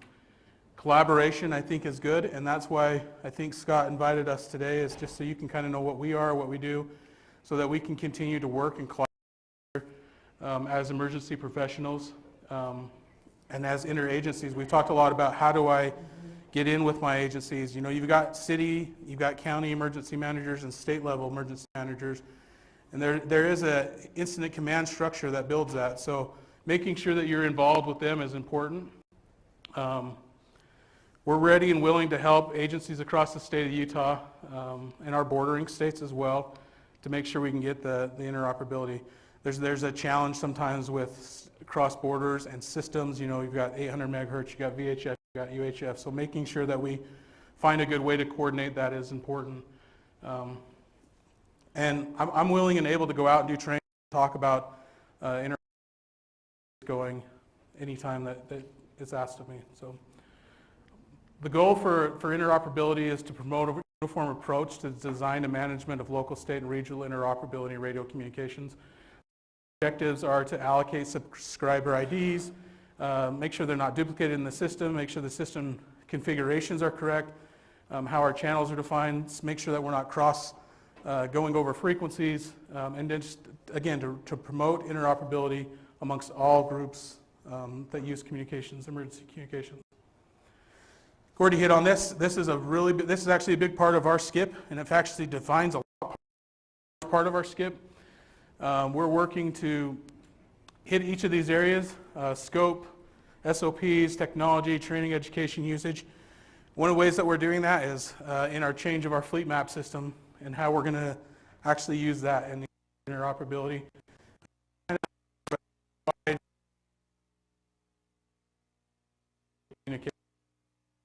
From the 800 megahertz public safety world.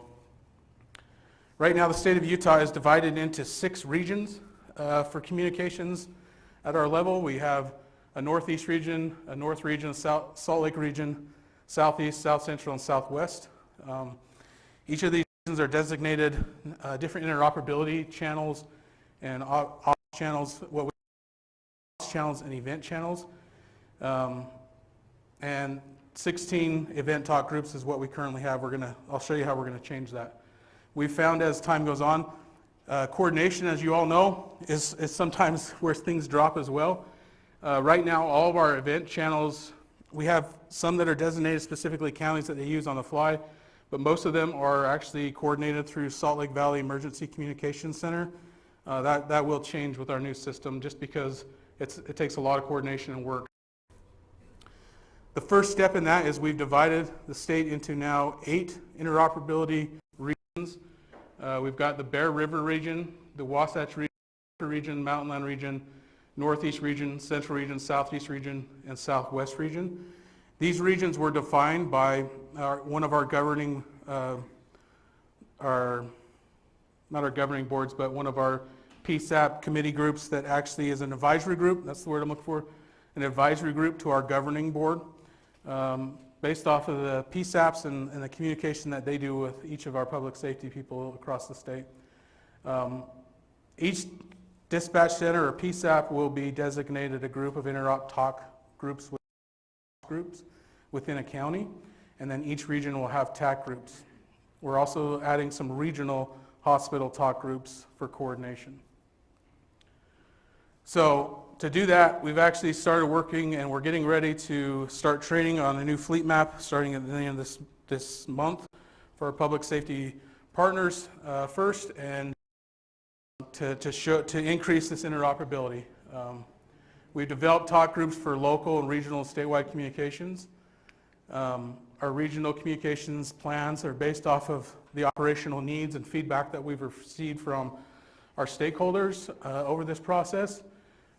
One of my goals is to continue to promote interoperability in a systematic, functional way that actually allows control at the local level, the county level, state level, to bring that all together and just make it more seamless, because sometimes that's the hard part. There's efficient configuration of channels, loading them into the radios, making sure that our end users know how to use those, where they're at. Radio management in the state of Utah with the new L3 care system. We're going to have some awesome new capabilities for programming, and then simplifying communication paths, making sure that those are connected and done well. So this is just kind of a look of how we operate today. And if you're coming in off of from somewhere else and you're trying to understand some of this, sometimes it gets difficult. If you're working on this, you like it, right? We like having our own channel that's designated to us and has our name on it in public safety because we think it's easier that way. It's a legacy system. It doesn't allow us for as much interoperability because we're limited on our spectrum of interoperability channels. And the system can get a little bogged down when people are trying to coordinate those channels. This is an example of one of our new fleet maps in the state of Utah. You can see that we will be moving over to more generic naming. So in Salt Lake County, Salt Lake Law 1 through 15, so that the control of how that is designated goes back into the hands of the PSAPs and the locals. The other thing that it adds is it now adds ops channels specifically for a county, and it adds what we call today event channels. TAC channels increases from 16 to 40 across the state of Utah. The difference between these, an operational channel in the state of Utah is used on a county-wide event. Could be coordination of a parade, it could be anything that pops up that needs to be coordinated at a county level. A TAC channel is an interoperability public safety channel that can be used regionally. So if there is a mass event in a region, anybody in the state of Utah can come up to Salt Lake County or go down to Sevier County, jump on their TAC channels and be able to operate and interoperate, communicate without having to have a load of that agency's channels in there. And that's how it should be done. There's a lot of push to have all the channels in the bank because we have now radios that allow us to have 750 million zones. Right? So everybody thinks that I can have a channel and be able to listen to it in St. George. Well, that causes us a problem at the state and could potentially cause problems with you as well because it drags all of that traffic. We had an incident down, and one of the things that drove increase this number of interoperability capabilities. I don't know if you all know about the incident that was in Beaver where the troopers were chasing an individual. Chase terminated. The gentleman jumped out and started firing on all the officers down there. Agencies from across the state were responding. South part of the state majority, but our good friends at DPS responded, and they were coming for everywhere, right? So what happens is if they stay on scan, they drag their traffic from wherever they're coming from to that event. We busied out the system within seconds. And so our approach is to find a better way to not drag traffic. One of the things that we are looking at doing is a donut approach that doesn't allow certain channels to be accessed outside of a certain region or area. And that will force our public safety partners to interop on interop channels. Sir. So you reminded me with the those frequencies being clocked over with that chase. The question I had also with the 911 system is, do you have a single point of failure now with? No, we do not. If the internet goes down, are you guys clocked over? There's on either ends of the country. There's a path that comes through the southern end, through Las Vegas actually, through Motorola has a huge cord that they've built down there. And then the other path is actually the Midwest, I believe, Chicago, that comes through there. And then it comes through the state different areas. So it has redundant paths. If one of those paths drops at any point, no matter where that central control station is in the state of Utah, it actually picks up and comes through a different path.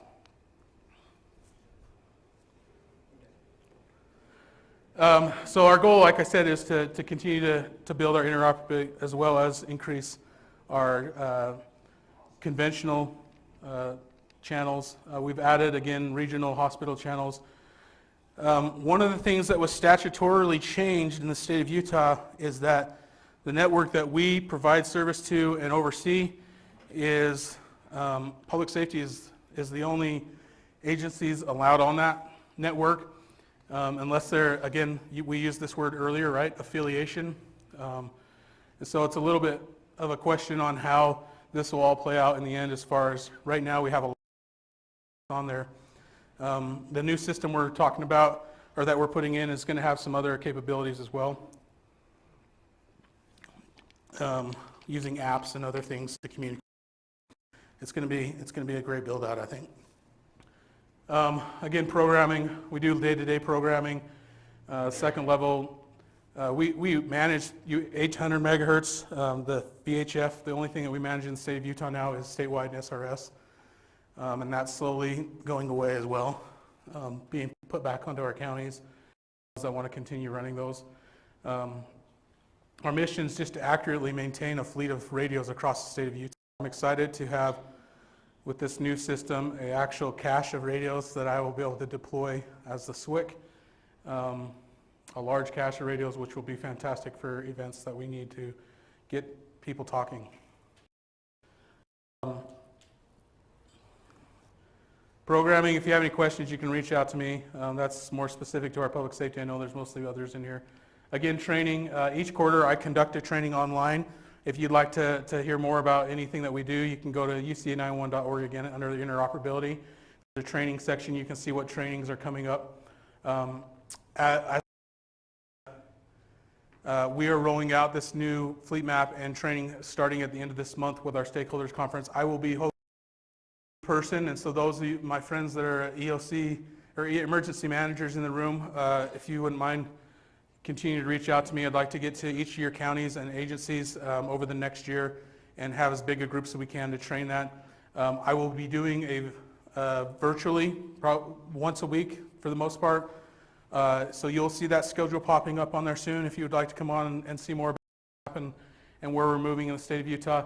And then there will also be a recorded training on there as well. So different opportunities to see that. My program manager hosts a quarterly program or radio training, basic operations of the radio for end users. Again, that'll be able to be found on there, and the link to that. That one is virtual, and you'll be able to log in and view that as he does that. Again, I do an interoperability training exercise for the PSAPs. I look at that to our partners, both in public safety, police, fire, and looking to further expand that into some tabletops, including our amateur radio folks. So here's my contact information, as well as my program manager. If you have any questions or needs, feel free to reach out. If I don't have the answer, I know a bunch of awesome people in the room that can help me get that answer. And so if you have questions, please feel free to reach out. I know people are taking pictures, so just make sure. Sir? You talked about inter-hospital or hospital communications and things like this. I'm a former hospital worker, so and I took care of the communications at one of the local hospitals here in town.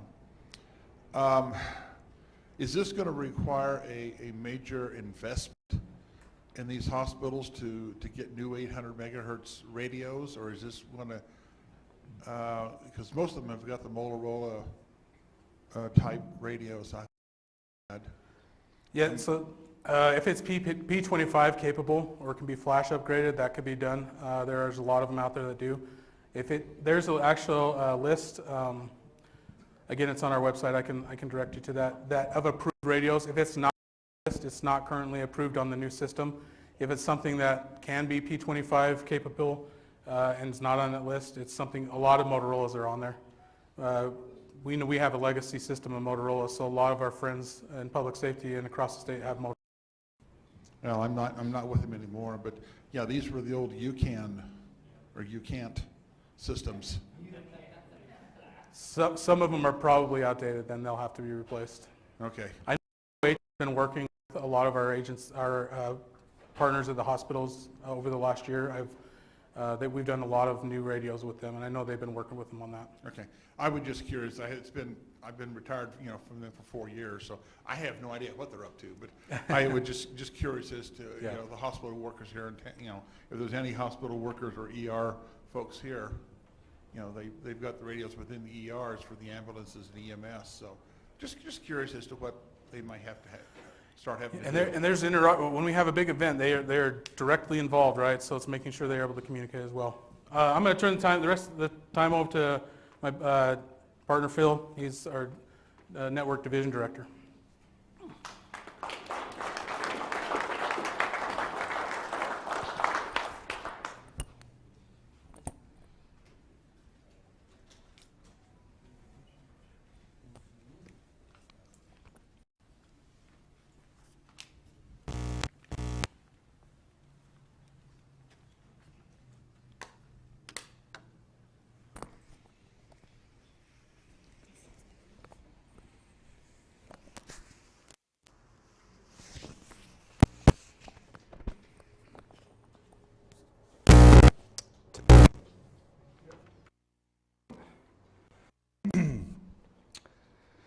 Yeah, so my name is Phil, Director at UCA. Here you can kind of see myself and my staff. This is the management staff. The next slide will be our technical staff, the folks that actually go out and work on the radios. Our general responsibilities for the statewide system, we're responsible for the infrastructure, the backhaul, the maintenance on those backhauls. We also have the fleet of vehicles that we use to go out and service the communication systems that are under our jurisdiction and management. We have a warehouse that houses all of our parts and pieces, backup spares, equipment, that sort of thing. And then also we're responsible for the execution and site expansion, the new system that's going in. And part of that expansion is also affects the 911 PSAP consoles. They're being replaced as well. And so we're responsible to install those, support those, and activity to those. So you can see that myself and Dan manage a crew of 4 managers. We've got Eric Larson, he's the P25 project manager. We have a resource coordination manager. This is a fairly new role at UCA. Kirsten, she basically acts as dispatch for the technical staff, scheduling, places parts on order when necessary, and gets that data over to Taylor, who's our supply chain purchasing manager and also manages our warehouse. Travis is our radio project manager. He's mostly involved in site planning and network core capability today. He was in my position for many years with UCA, UCAN, and DTS prior to that, so probably a lot of you know him. All right, so this is the technical staff. So you'll see that we have RF field technicians, we have technicians, and then some warehouse staff. These are the folks that are out in the 15-degree weather, probably right now while we're sitting here up on the side of a mountain. They have all the fun, but they also have all the danger involved in going out to these sites. And hopefully I'll highlight that in the next few slides so you can kind of see what we do. All right, so talking about our scope and the systems that we're supporting. So we have 119 site locations that basically house a Motorola Quantar-based trunked radio system. It is now being converted to an L3 Harris-based system, so those two systems are basically having to coexist right now. That puts extra thermal load, extra power load on the sites, as well as just having double the gear in the site as well. So outages are up. Things are difficult right now for this year where we're in this transition period where we've got both radios running. Some of these sites are solar powered, some of these sites are powered off of the grid, but all of them have redundancies. And you'll see that going forward. We also have 3,800 conventional non-trunk sites and 63 VHF sites that we manage, and you can see them on that diagram on the right. They're all over the place. If I put the titles down, you wouldn't see anything on over Utah. It would be unreadable. Okay, so speaking, we have all of our sites right here, but we basically have to maintain connectivity between all of these sites as well as the PSAPs that have the consoles. So in order to do that, we have 483 was our last count, backhaul connections. That would be things like fiber, microwave, and oftentimes we have microwave backing up fiber or fiber backing up microwave. There's an ongoing about whether fiber is more reliable or microwave is more reliable. I'll say that fiber is easily brought down by somebody's backhoe, and microwave is easily brought down by rain and weather and things like that. So we try to have a non-homogeneous mix of those backhaul connections in order to provide the most amount of reliability and uptime. To basically support all the backhaul links and all the radio communications, fiber networks and whatnot. We have over 9,000 devices that we have to support. So these are things like generators, solar inverters, solar panels, networking gear. As we modernize the system, you'll see that we're getting into the networking business more and more, and radio is one aspect to that. Are you currently hiring? Yeah, network guy. Yeah, we do. We are looking for a network person that can come in and help us do some mapping on our current network and advise on cybersecurity, best practices regarding networking, that sort of thing. I can start Monday. All right. So we do have a fleet of 32 vehicles. This is an older picture. This is Francis Peak. This is one of the sites that gets plowed, so you can kind of see the amount of snow that the guys deal with. And I think this was a really bumper year for snow, it looks like. But oftentimes, the folks are on snowcats. This is a power problem we had with Nelson Peak. We had to get propane up to the generator on Nelson Peak. Right in the middle of winter, it required 2 snowcats basically tied to each other to more or less drag the propane tank up the mountain. The wheels weren't really spinning, I was told. So yeah, this is the kind of conditions that we work in. Oftentimes the technicians need to use snowmobiles to get up there. And oftentimes we have trouble even getting there with snowmobiles because these sites are right on the very top of a lot of our sites. So this is also Francis Peak. Francis Peak gets highlighted a lot because it's very photogenic, but there are lots of beautiful sites around the state, and these guys have all the fun, like I say. We have a 25,000 square foot warehouse with parts and pieces in it. Replacement batteries, replacement inverters, about anything you can think of related to radio gear, networking gear, that sort of thing. We have a technician area where the folks can basically build up. They're out installing them on the towers. As mentioned, the technicians are out in these extreme conditions. The picture on the right is called rime ice. It's where supercooled droplets of water essentially land on your equipment and they solidify. And so in the middle of the winter, it'll actually build up ice on the towers and whatnot. That ice can either fall on your radio, on your RF cables, that sort of thing, or sometimes you have to go out there and chip it off. So a technician has literally stuck a shovel in the ice, and they were given the job to basically chip off some of the ice on this to get this site back up and running. So the technicians are out there 365 working on things. Our most difficult time of the year is when it transitions from fall to winter, and so we're right in the thick of it right now. Here's another example of, a lot of our sites aren't remote. Some of our 119 sites are at 11,000 feet, and they're kind of what I've shown.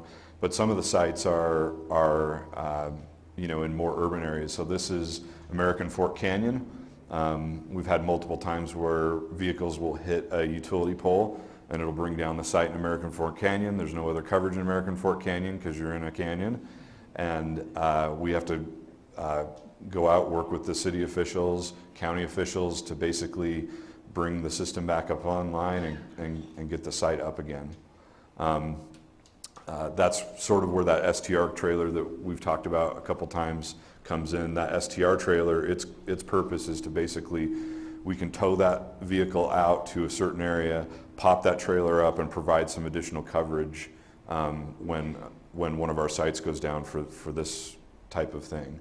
The STR trailer only has the 800 megahertz conventional stuff in it right now, but we're going to want to have some of those P25 equipment in as well, so we'll be thinking about upgrading those and do the right thing there.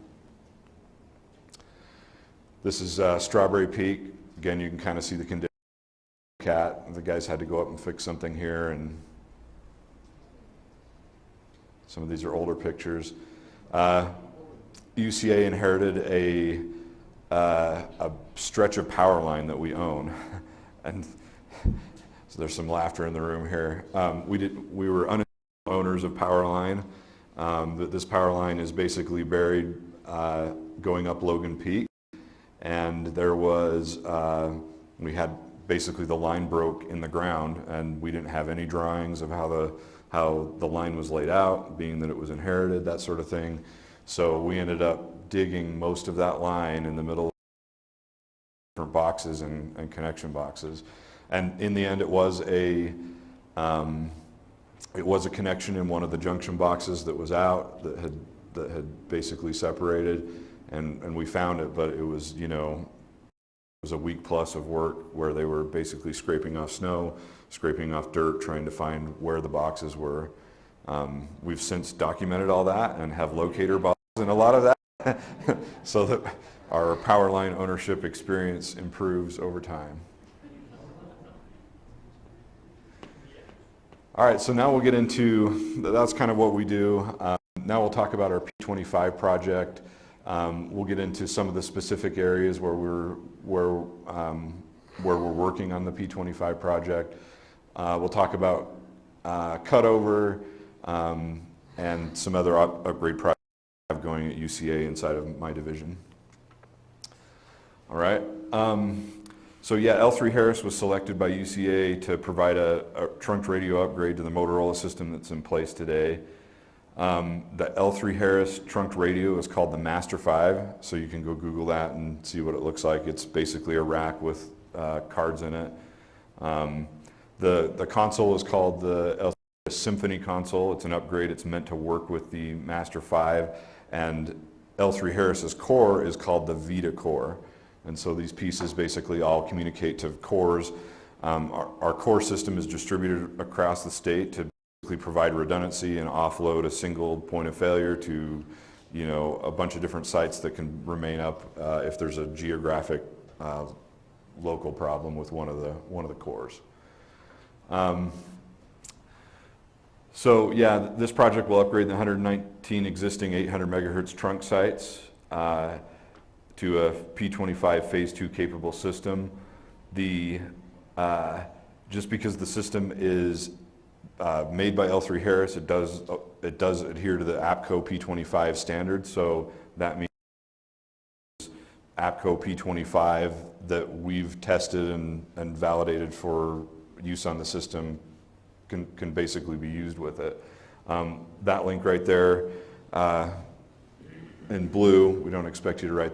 We can send these out, but that link will take you to a spot where we have all the approved radios. And if there's a radio on there that you want to see approved, then feel free to reach out to we have a link on our website for basically asking for a new radio to be added to that list, and we'll look at it. Our project is approximately 2/3 complete. We'll talk about that more in the cutover. The P25 basically adds system capacity by co-locating 2 audio channels within what previously was a 12.5 kilohertz channel that only supported one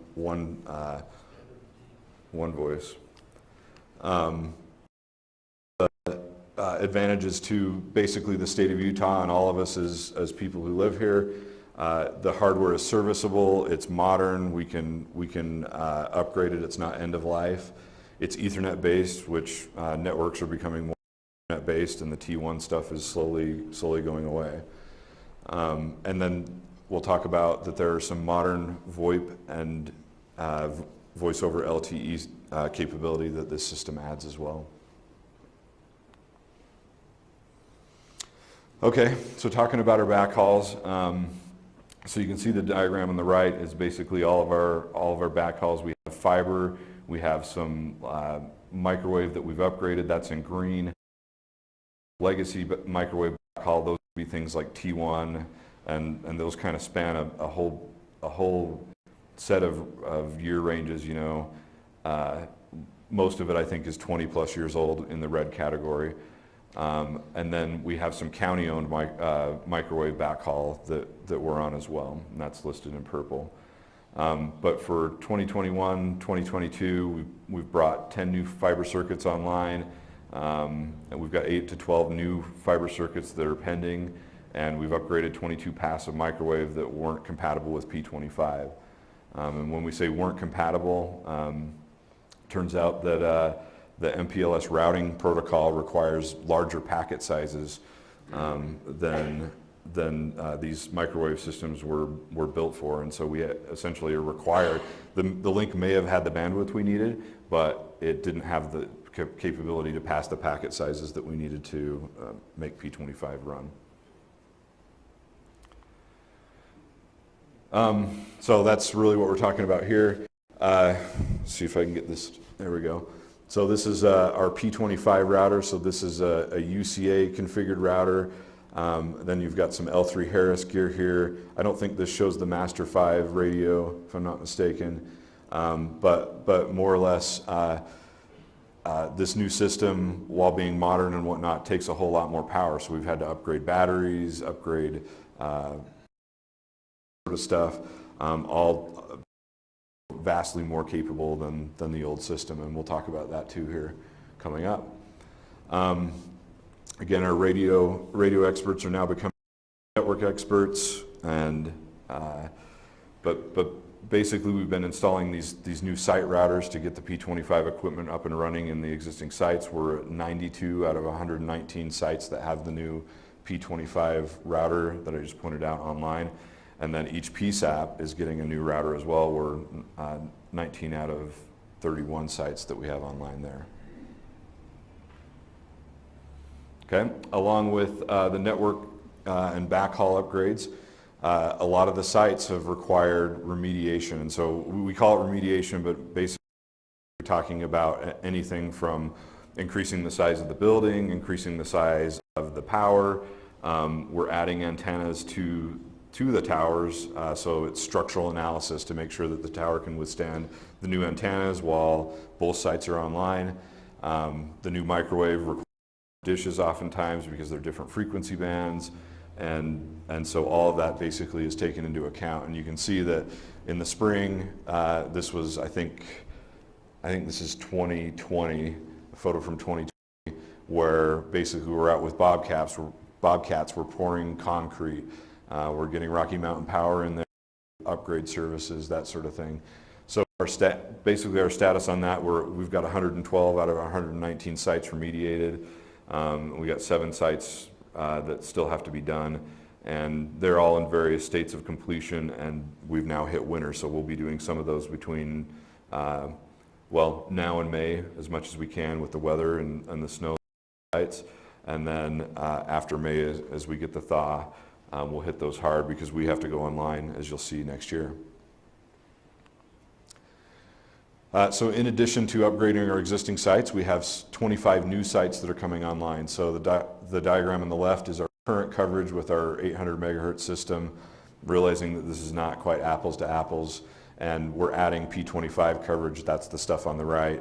But you can see that we cover a good portion of Utah with just the 800 meg and what will be 25. We have coverage testing that we'll be doing in May that will basically tell us how well the system is performing, and we'll look at that in the context of how it performs today and make adjustments as necessary.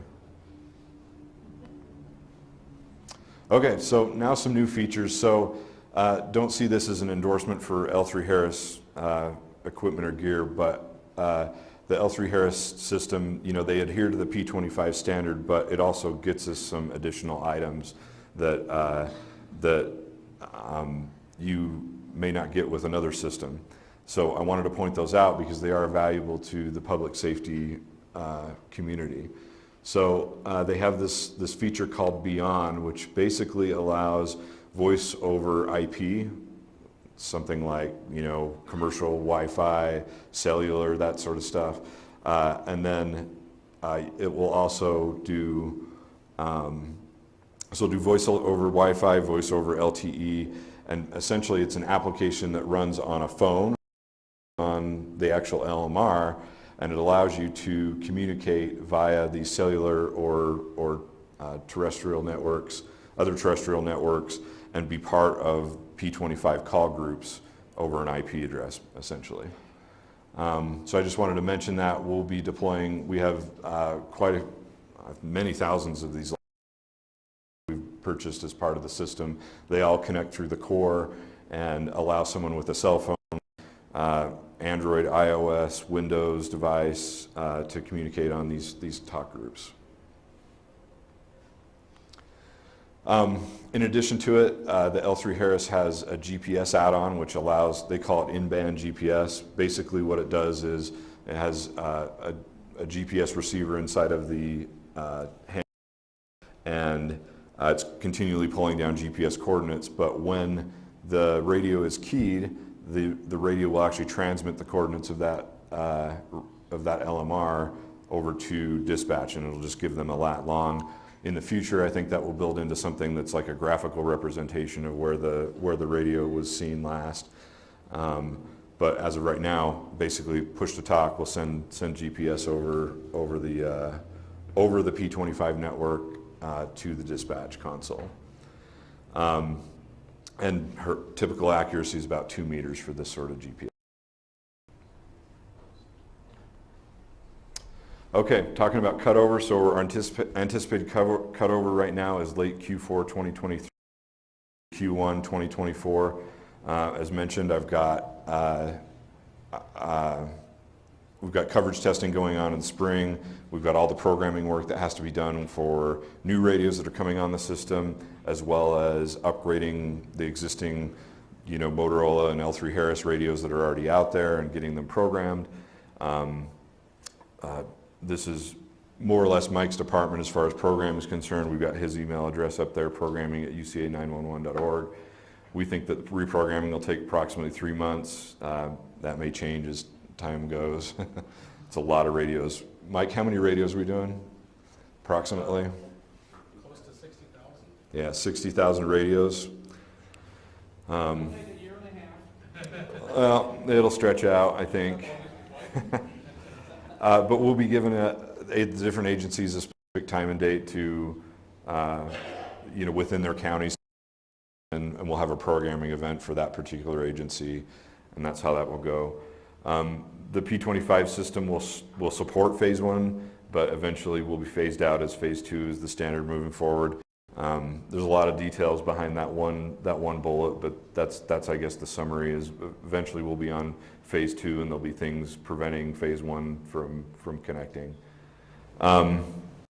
You can upgrade the phase 1 radio, some of the phase 1 radios, I'll say, with a flash upgrade.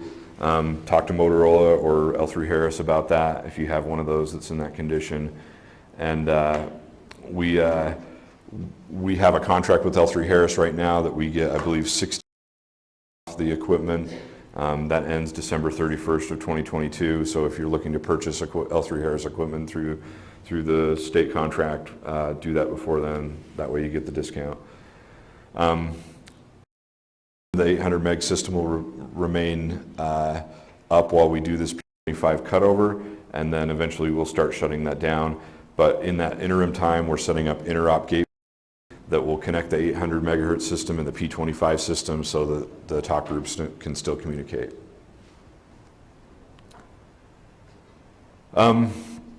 Moving on, so these are non-P25 projects that I have going in my division. Essentially, we've been using a really old legacy alarm system for our sites, things, physical security on the site, over-temp alarm, or no starts, that sort of thing. We have a new system going in place that will allow technicians to see that status statewide. Right now, it's mostly statewide. There are 2 systems in place, and this will basically unify 2 systems into one. That was the old MOSCAD. This is MOSCAD, and our new one is Megasys. If you guys know what that is. Our notification system for outages going back a long time, we haven't really had a notification system for outages on our particular, in our organization as far as I know. We've formalized that, and we're requesting that any agency that needs to know about our outages, that email point of contact so that they can be notified of these outages. And that's all to prepare for an automation of the messaging going forward. Right now, it's all manual. So when a site goes down, we're sending an emergency outage. If we know the site's going to go down because we have to do scheduled maintenance, we're emailing about that. And then we're emailing as well about outage updates. If the outage goes longer than 2 hours, we'll update the PDFs in the different areas. And then we'll email when we close out that particular outage, and typically we'll give a resolution statement as well. And that's really what we have going on in the radio division at the moment. As mentioned, we have our STR trailer that is outside. That's this trailer right here. Feel free to step by. The door's unlocked, and you're free to just go in and take a look at it. It has a lot of radio gear in it, a lot of 800 meg stuff, VHF, and yeah. I will mention that with the upgrade, we'll probably be downsizing the number of those trailers that we have. So if there's an agency out there that is particularly interested in purchasing one of those, we'll be selling off some of those and keeping the rest of them for upgrade to P25. Thank you.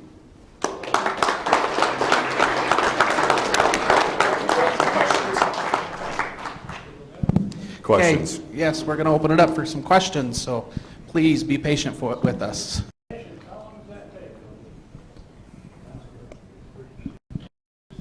First of all, thank you. Two unrelated questions. 800 megahertz operates in the 800 megahertz spectrum. Is P25 also in that same frequency range? I think technically it is, but the frequencies we'll be using are in the 700 meg, so actually we'll get a little bit better propagation. So eventually that 800 meg segment could become available for expansion or other services? I don't know. I mean, probably nationally they're reserving it. I don't know what will happen to it. Okay. Second question. I work closely with the city of Mill Creek, which is 3 years old or 4 years old in that somewhere. They contract with Unified Police, Unified Fire to handle public safety and fire. They're building an EOC of which the Unified Police will be in their building with their office in there. So the city like Mill Creek that's contracted with two agencies, does the city actually get access to equipment also, or is it only on parties of fire and police? Good question. Do you know that? As long as it's public safety, any of the public safety agencies, so I believe. So the web can hear. Yeah, so I believe that emergency management would have access to that as well. It's specific for public safety or for agencies that are sponsored by public safety. So if it's emergency management or something like that, that's part of the city. They work closely with them. There's that possibility to get that. I know that there's some additional discounts that will continue through after this year, but those haven't been. Good, because I know that their building won't even be ready until next year sometime. Yeah, so I will say that we are allowing Public Works on the radio system, and one of the good options, we'll go back to that Beyond slide, you know, if the city doesn't want to purchase a rather expensive radio, they could purchase a Beyond license or potentially use one of our Beyond licenses, install that application on the phone, and then, you know, use the P25 system in that way. And so that's a good option. Thank you. Yeah.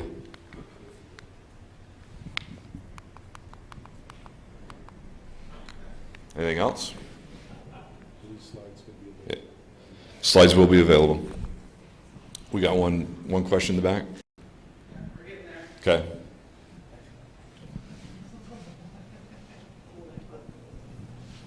Kind of a side curiosity question. When you have to take your snowcats up to the top of mountains, you're obviously going across Forest Service land. You have to coordinate with them to get permission to go? Yeah, so that is a good question. Oftentimes it's either BLM or Forest will We'll have keys to gates, that sort of thing. We do have right-of-ways that we have basically permission to operate on. And I'll just say that oftentimes the Forest Service has special requirements, either when we put in a new site or when we go to visit a site. One of our sites requires us to basically wash our trucks, power wash the trucks off to get any invasive seeds off of the truck before we enter. Yeah, it is. There are special things dealing with the federal government. Yes, sir. Quick question. Many of us in this room have radio sites on mountaintop service locations. Yeah. Is UCA under the same situation where you may be assessed a fee to be at that site more than what the standard fee is? More than what the standard. The $1,400 fee that they're talking about assessing every user. Yes. Per transmitter. We are definitely paying the Forest Service and other organizations for space. I know you're paying a fee right now, but there was a new bill that was passed where they were going to assess every organization additional fees of $1,400 beyond what you presently pay. I am not aware. I'm actually 2 months into this role. Okay. I understand. I just wanted to make you aware of that because many of us are quite concerned about it, and we have not heard anything yet on what direction the federal government's going to go with this, but it looks like it might be a real challenge for us to continue to afford the services we provide if it goes through. Well, thanks for the heads up. I know that we pay many organizations more than $1,400 a month, so it is not cheap to be on a mountaintop. Was that a state bill or a federal bill? Federal bill? Okay. It's coming. All right. Okay.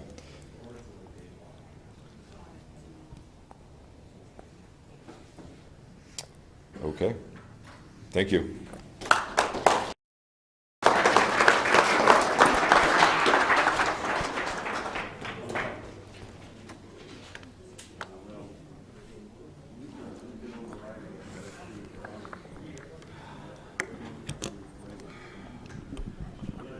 We will have a just 3-4 minute break real quick before we proceed with Civil Air Patrol.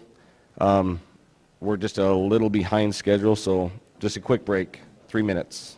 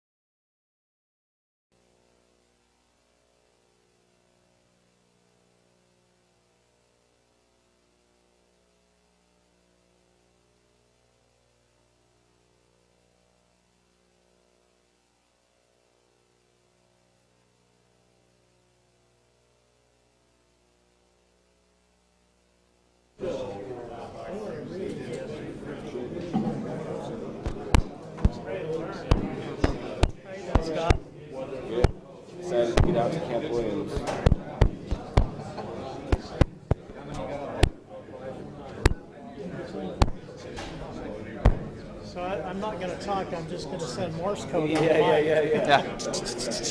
Do you want the lavalier or would you like a handheld? Let me use this. The lavalier? Okay. And your presenter. Right now you're live because they're doing an audio test. So we'll see how this goes. It's not, I'll be very careful when I do that. I'm a presenter too. Lasers, the green button. I- Okay. You got the same one? Yeah. I retired from Logitech. Oh, did you?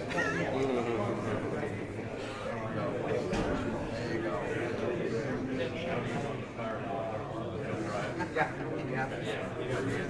Next person afterwards.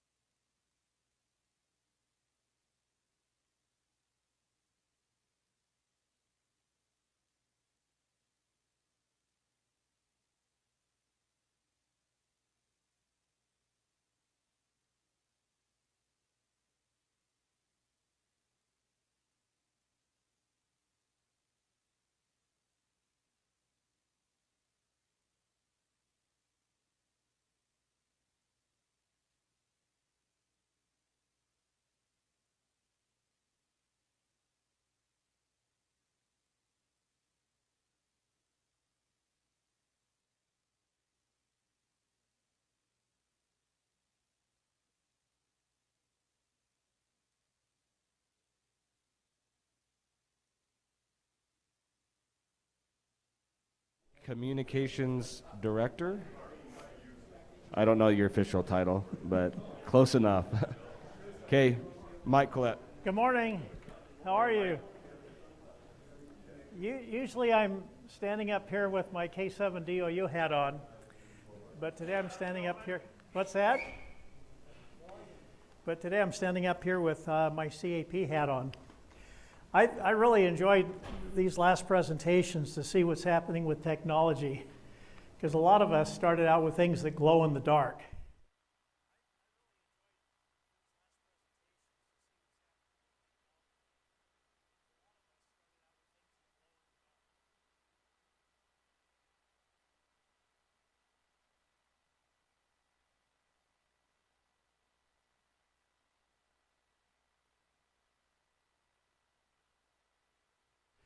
And so my goal is that everybody learns something new about CAP today. There are several CAP members in here today. I think even you will learn something new about what's going on in the background. For those of you that don't know us really well, I want to spend a few minutes on who we are, what we do, talk about our fixed wing fleet, some of the systems we use in the aircraft, a couple of things you may not be familiar with. Our National Radar Analysis Team that provides data to every agency across the nation for help with Search and rescue, our national cell phone forensics team that does something very similar. These two kind of work in tandem. How we're employing our digital communications. We're also using P25 today. And then our ReadyOp remote repeater access. I was interested to see the VoIP capability that the new P25 system will have. We're using that right now today as well. Theirs is a little more sophisticated. Ours works, theirs is more sophisticated. Ours doesn't work yet. Okay, we're all civilian volunteer auxiliary of the Air Force. We were chartered by Congress December 1st, 1941. Now, that has no particular significance with the December 7th date because we were already in a war with Germany. Germany was already sinking our ships off our Atlantic coast. And so we were chartered by Congress on December 1st to provide an aviation auxiliary to the military for support. Our first inaugural mission was to patrol for German submarines off the Atlantic coast in the 1942-1943 time frame. These little Stinsons and other aircraft carried bombs, depth charges. We actually damaged a couple of submarines. I don't think we sank any, but our chief role was to keep them from sinking our ships because their skippers had a standing order. If they saw an aircraft, they were to submerge. So our chief role was to just prevent them from being more successful in sinking ships. We flew 87,000 sorties in those 2 years looking for submarines. Today we have 3 primary missions. The one you hear the most about probably is search and rescue. We also have cadet programs and aerospace education. So just to explain a little bit what those are and why they're important. Search and rescue, we've supported the following organizations with airborne search and rescue and an occasional ground team within the last few years. Cache County Sheriff's Office, missing aircraft. Millard County Sheriff's Office, missing aircraft. Box Elder County, missing aircraft. West of Corinne, went into the Great Salt Lake. Sevier County Sheriff's Office, missing aircraft. Juab County Sheriff's Office, the missing teenagers with their vehicle. Generally what we're doing is wide area searches that are too large for a helicopter to cover. We actually have search and rescue programs that can be programmed into our autopilot that fly the different search patterns, account for wind, and cover things really comprehensively. Summit County Sheriff's Office will talk a little bit more about that. We provided airborne comm relay. They had a missing horseman and then a missing hiker out in the Uinta Mountains. Their search team the first time was clear down by Kings Peak in a valley. Their search base was back at Henry's Fork Lake, Trailhead, and we provided an airborne relay so they could talk to each other. Coconino County Sheriff's Office, down by Jacob Lake, a missing juvenile, and Uinta County Sheriff's Office, missing adult with a vehicle, a week-long search that took place out in Vernal last fall. These are some of the training missions we do with the Army, where we practice our interop communication so our pilots can talk to their helicopter pilots. This is one we did out 5 Mile Path. This is one we did up on the Mirror Lake Highway with the Army in Summit County. We had our comm teams up here. We had a portable repeater stashed up in the mountains to connect the search base with Heber Valley Airport, where they were refueling the Army helicopters.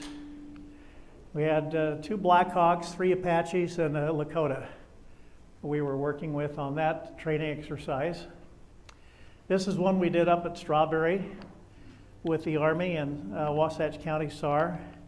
And this is one we did up at Cache County with Cache County SAR. So we spent a lot of time. In fact, we're working today. We have 4 aircraft flying today and 3 Army helicopters, the DPS helicopter, on a statewide joint exercise we're doing in the Army, and we're actually doing live video from our aircraft today. Disaster relief is another big component where we're tasked by FEMA and some of the counties to do airborne photo survey, Hurricane Michael, flood zone survey for Hurricane Irma. We flew COVID-19 supplies down to the Navajo Nation. And we'll talk a little bit about one of our systems. I was actually talking to this pilot when he was on the ground down in Arizona from my home in Park City, using our VoIP function on our repeaters.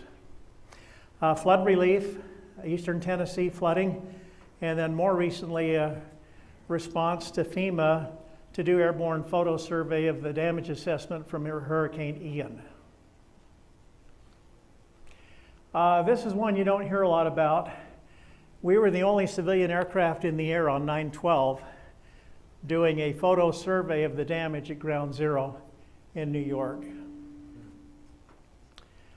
Cadet programs. Our mission for our cadet programs is training tomorrow's aerospace leaders. We do flight training for cadets. Cadets can actually not only solo but get their private pilot's license through with Civil Air Patrol instructors and Civil Air Patrol aircraft.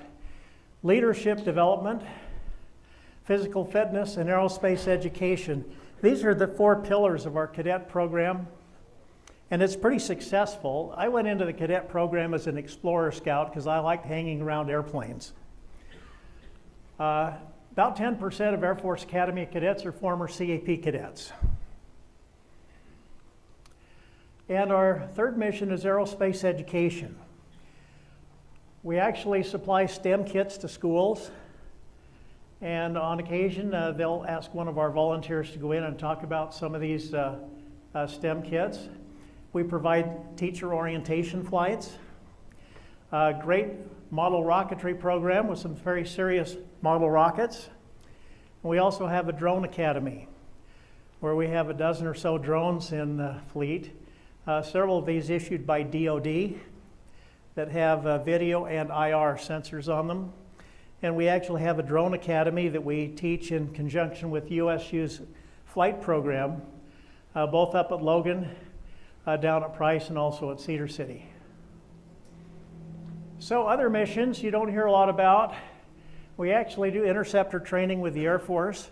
We go out there and are the guinea pigs that they go out and find to train them on catching folks, smuggling across the border. We're actually the bait for it's kind of fun to be intercepted by an F-16. You can see that one full dirty, trying to slow down to keep up with us, right? Something else you don't hear about, we actually fly this called the Green Flag Program. We have an MX-15 sensor pod right off a Predator drone on a couple of our 182s. And we actually fly to train Air Force ground crews on operating the Predator sensor systems. Because it costs us, $120 an hour to fly a 182. Our pilots are volunteers. It costs $3,000 to $6,000 to fly a DoD aircraft. So it's a cost savings for the military.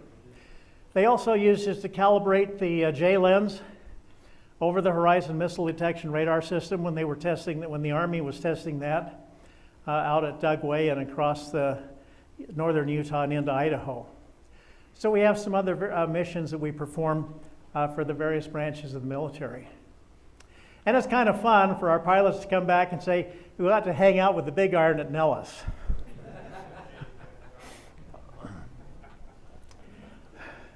All right, our fixed wing fleet. We have mostly all glass aircraft now, and we'll talk a little bit more about the DF system and our FM radio system in the aircraft. We have a 206, 6 182s, and 2 172s, and they're based from Ogden to St. George. Here's one of the sensor systems we're using on our aircraft now. It's called DART. It's developed by the military. It's actually non-proprietary and open architecture, but it's designed to collect imagery from multiple platforms. So today, on the mission today, we're actually flying with Army helicopters and the DPS Highway Patrol helicopter and our fixed wing, all sending live video to the incident command post down at our alternate state EOC down by Camp Williams. We provide real-time video from our fixed-wing aircraft and also from our larger drones. This is a picture taken this spring, back in April at Camp Williams, where they had the incident command post set up, and there's live video from the DPS helicopter and live video from the CAP fixed-wing aircraft. Again, the DPS helicopter can get down dirty and low and really zoom in on shorter areas. We can cover much larger areas, so we can survey, say if there was an earthquake, we could go out and provide live video and survey all the freeway overpasses on I-15 and I-80 and do it in about 3 hours with a couple of aircraft. So our forte is covering larger areas. And another picture of the Joint Incident Command Post and some of the state's drones there at Camp Williams. This is the communications that we used back in April when a lot of the government and military was not 800 megahertz. The DPS helicopter, the state EOC, were you in on that one, Bob, last April? At the state EOC? You were at Camp Williams. So we had them, so you were down in this group. So we had this gang tied together on 800. The Utah County Sheriff was simulating a SAR team. And then we had our mission base, our aircraft, Camp Williams range control. And because part of that range was under a live fire exercise at the time, so it was really important to be under positive control from their controller, so that we and the artillery shells could avoid each other in the airspace. And then the range control officer, and all of these were patched together by one of those JPS boxes, those radio bridges that some of you got trained on during the O2 Olympics. And there was a picture of several of these in some of the states and also some of the FEMA's trailers. So we're all learning how to use those to tie our systems together. So a little more on our fixed wing fleet. One of our missions is Airborne Communications Relay. We have a Motorola VHF repeater, and we also have a Daniels repeater on one of the interop channels on VTAC 36 that any federal or non-federal agency can use. And we can just tie this in the back seat of the aircraft, and we have a spare antenna on each of our aircraft for the airborne repeater, and then DC to the back seat. So we just pop that in there, and about 30 minutes, we'll have an airborne repeater lashed into any one of our aircraft. And we have these repeaters staged from Logan down to St. George to try to get to the scene of the action more quickly.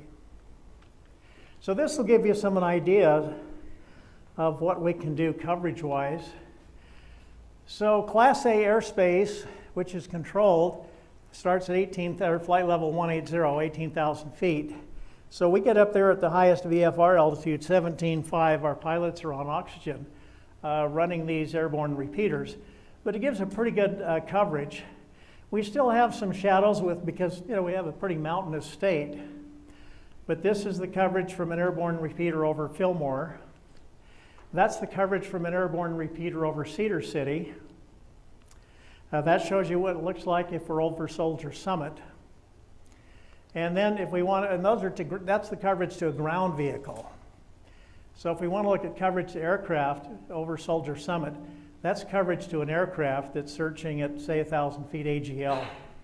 So we can, if we have a search going on in any particular part of the state that doesn't happen to have coverage from one of our repeaters, we can put an airborne repeater up there to really get some good fill in on coverage.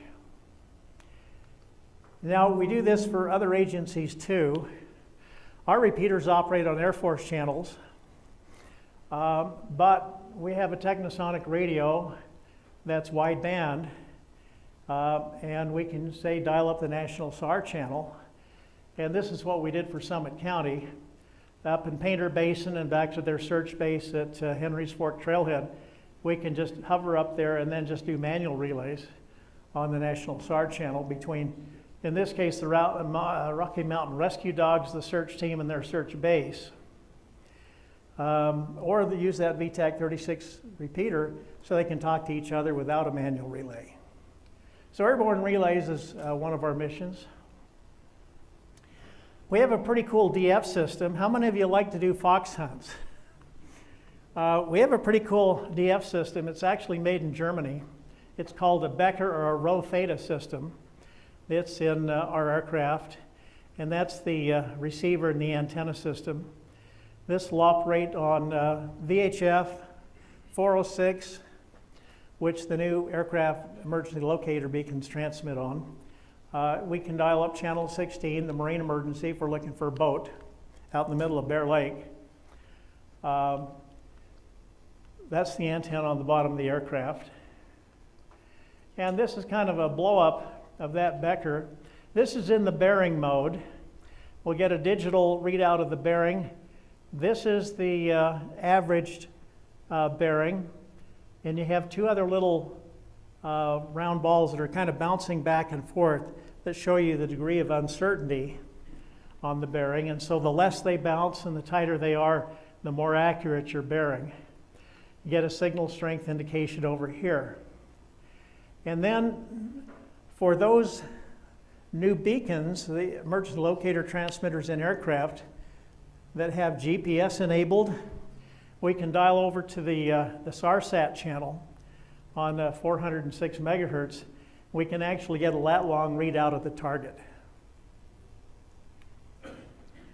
So some really nice DF capability on the aircraft. These are the kinds of things it can pick up. The ELTs in the aircraft, the floating personal locator beacons that a lot of the boaters carry, and some of the things you might be more familiar with. Individual personal locator beacon, Rescue Link, SpotX that has the built-in keyboard, and then the Garmin. I think that's called Rescue Link. So for the hikers, backpackers, some folks out there that may get lost with beacons, we can DF them as well. So how effective is our DFing from the aircraft? Starting several miles out, 15, 20, whatever, an aircraft can localize an emergency beacon within tens of feet within about 5 to 15 minutes. Fairly accurate and fairly quick. And then what we'll typically do is be talking, say, to the sheriff's team on the ground, and then talk them into the site. Something that's you don't hear a lot about, our National Radar Forensics team. It's the most experienced radar forensics team in the world. Most of our team members have spent 8 to 10 years with the Air Force doing radar analysis with the Air Force. They have some software engineers in the group that have written their own software. We'll show you how that works in just a minute. So they have some pretty cool updated tools and procedures. And this is a resource that any agency can use. You just call the Air Force Rescue Coordination Center, which coordinates rescues for the U.S., for beacons picked up by satellites or for any request that comes in from a civilian agency. And you can access this team's expertise. They have dedicated CEP feeds for the FAA radars. So we have really quick access to enhanced radar data. We have software assistance, and sometimes we'll blend radar track, cell phone analysis, weather information, pilots' habits all together to form a better idea of where a lost aircraft might be located. And then we have some really comprehensive briefing packages. So they obtain the raw data from the radar tracks. So you got hundreds of airplanes, and there's probably a radar track built about every 2 seconds as that radar antenna is turning. So you have millions of raw radar targets. You have to have software that takes all that information and processes it to the area of interest and narrows it down to the aircraft of interest. Because for a VFR aircraft, they're all squawking 1200, they're all squawking the same code. So there's nothing to identify them like it would an airliner. So you have to process all this data. and then tie it to the aircraft in question to get a single approximate location. So you combine this with radar, ADS-B, which is GPS coordinates that each aircraft is broadcasting now, where there's a ground station to receive it. ELT hits from a beacon, and weather to determine probable pilot actions and responses. Somebody has to figure all this out. So just a couple of success stories. August of last year, a Cessna 206 departed McCall, Idaho with 3 souls on board, crashed in a remote wilderness area on Mormon Mountain at 9,500 feet. Air Force Rescue Coordination Center received reports of an ELT from the FAA that probably was called in by an airliner, requested this team's assistance. They took millions of raw data feeds from this area down to hundreds to develop the track of the aircraft in question in 15 minutes. So that's what the team expertise in the software does. Compared to ELT hits to determine the probable crash site within 300 feet, and then was able to vector in the rescue helicopter and airlifted the 1 sole survivor to a Boise hospital. So this is just a picture from our team of Florida. Those are all the aircraft in the air at that particular moment. So each one of these aircraft has thousands of radar hits. Each one's a data point. Somebody has to process all that down to a track of a particular aircraft. ADS-B can help, and here's the ADS-B track of one of our aircraft last week on a practice search, departed Salt Lake, went down, did some practice touch and goes at Tooele Airport, went out, found an ELT target and came back. ADS-B is great, but there aren't receivers in every spot of the earth to collect that data. Yes? Dave?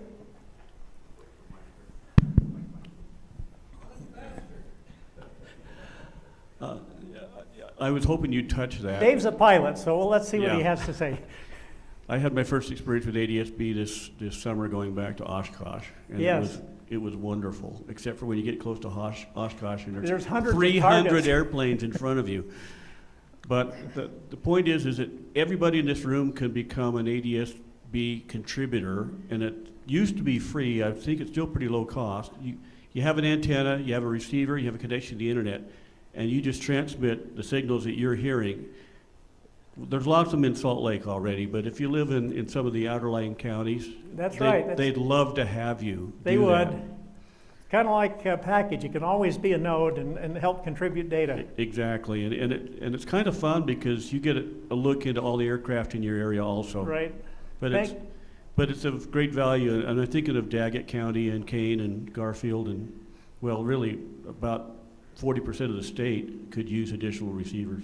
And ADS-B is a system where every aircraft now broadcasts their GPS position continuously to a ground station that can hear it. And from that, you get something like that map. You actually see a real-time plot of where that aircraft is, and you'll get their speed, direction of travel, and altitude. This one was pretty interesting. A PA-28 departed San Martin, California en route to Page, Arizona. 2 souls on board, pilot and wife. Crashed on a high remote plateau on approach to Page, Arizona. The wife was conscious, sent text to family, but was not sure of the location. The NRAT team analyzed, again, millions of raw radar targets. Took them about 7 minutes to plot the flight path and probable crash location. Reduced the search area from hundreds of square miles to 100 feet. The rescue helicopter discovered the crash site an hour after dark. So this was, time was tight here. And flew the surviving passenger to the St. George Hospital. Here's what it looks like. They take the data, they analyze it, they narrow down one aircraft track out of those millions of data points. They then plot it on a map. They then plot it in 3D. That's what the team does. And so here's the rescue helicopter track, here's the aircraft track. And you can see the altitude, and it gets down 0, 0, 0, 0, bang. There's the probable crash site. Here's the rescue helicopter coming out in initial searching where they thought it was.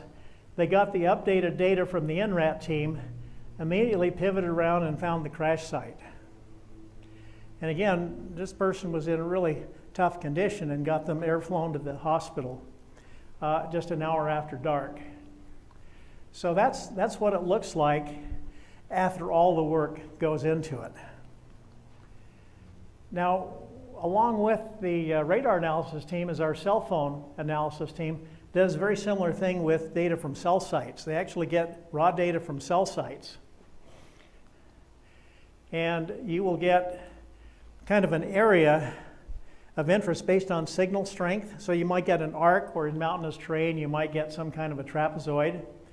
And so this ping from cell tower 1 is the green, the ping from cell tower 2 is the green, 1 is the yellow. And so we actually had a starting position, and the find location was just about a half mile away.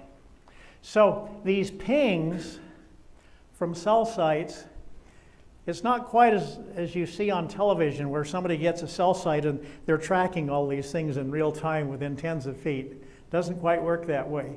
You get an area of probability based on signal strength, which is generally an arc from the cell site.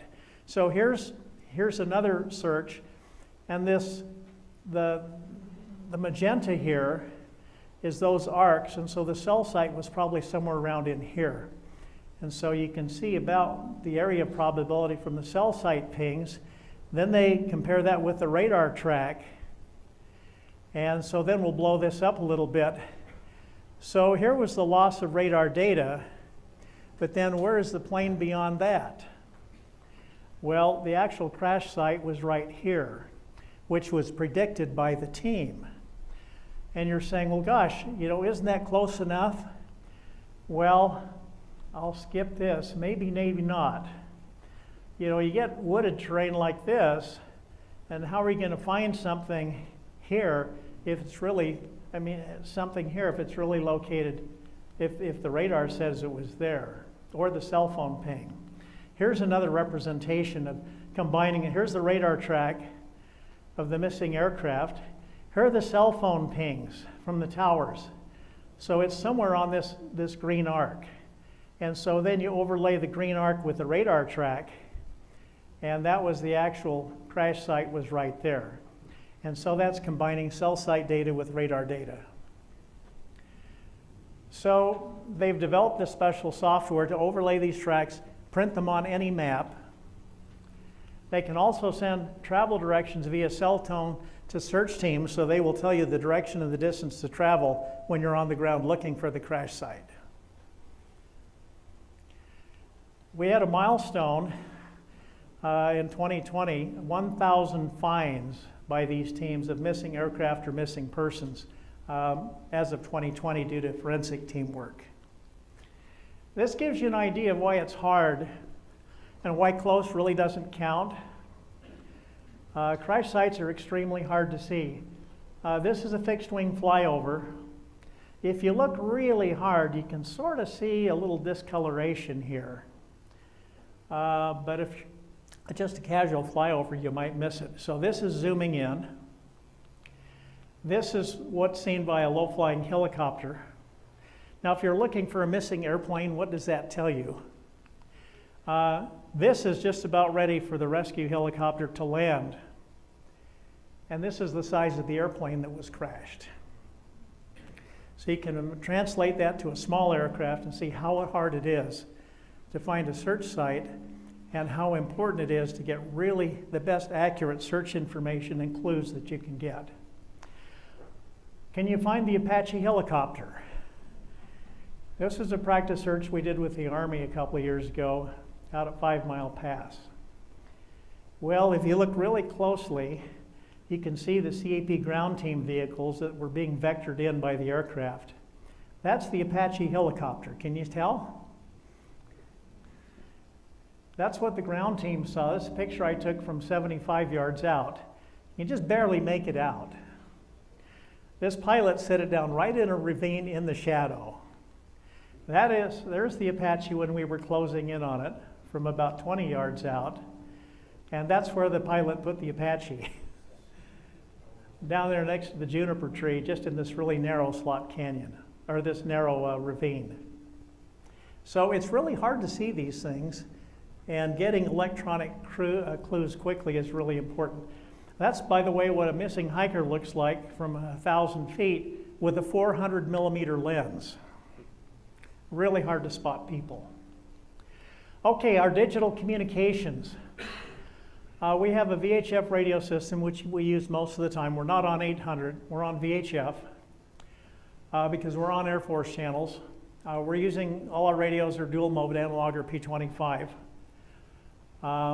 We have land mobile portable aircraft systems and then a terrestrial repeater network. We're migrating to Motorola APX, handhelds and mobiles. We have the Technosonics in the aircraft, and Motorola Quantar repeaters. And we're just migrating right now from Motorola to Codan, digital encrypted HF radio systems. And Lori, let's see if a couple of you have seen this on another presentation, but right while we're talking about radio, it's really important that everybody understand correct communications procedures. Really important.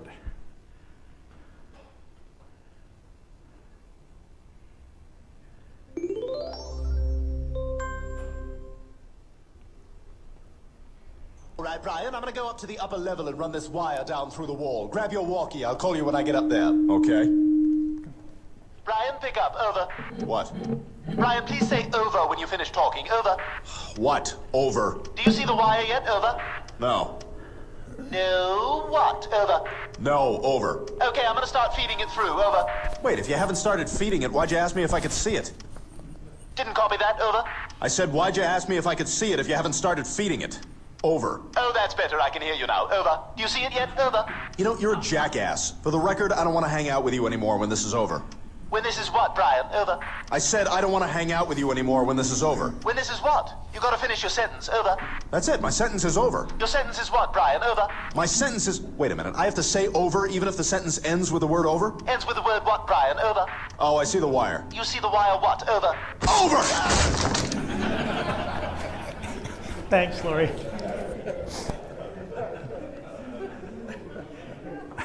So, now that everybody understands proper communications procedures, we can continue. Our HF infrastructure, we have an HF national network, 50 states plus Puerto Rico. Puerto Rico has just been devastated by hurricanes over the last few years. And back, was it Michael? I can't remember exactly which one, a couple of years ago. Maria? Yes. Thank you. CAP HF Communications was the only communications out of Puerto Rico. Amateur radio wasn't even on the air at that time. So one person with a station and some batteries was providing the only information out of Puerto Rico for the first day on CAP HF radio. We have 3 daily HF radio traffic nets. We have 24/7 ALE net monitoring. Automatic leak enablement is just a feature of some HF radios where they'll scan up and down the band, pinging a digital call sign for another station. And when the other station hears it, will reply. And then the stations have figured out which band has the best propagation and will bang a tone and alert the operator that you're connected with the other station. So that's what the ALE system does. With respect to our VHF FM infrastructure, we have a dozen mountaintop repeaters up and down the state. We have base, mobile, and handheld and airborne stations. And then, as mentioned, we use Air Force channels assigned to CSA. Oh gosh, we got a new acronym. I think what it's doing, it's CAP, but we've been hearing this PSAP acronym all day. So I think it's trying to just pay homage to PSAP, which I think stands for your dispatch centers. That's right. Public safety something. Answering point. Answering point, thank you. So our members can actually check out radios. These P25 and our HF radios, operate them from home as well as our base stations at airports. This is a ground team with some EF Johnson radios.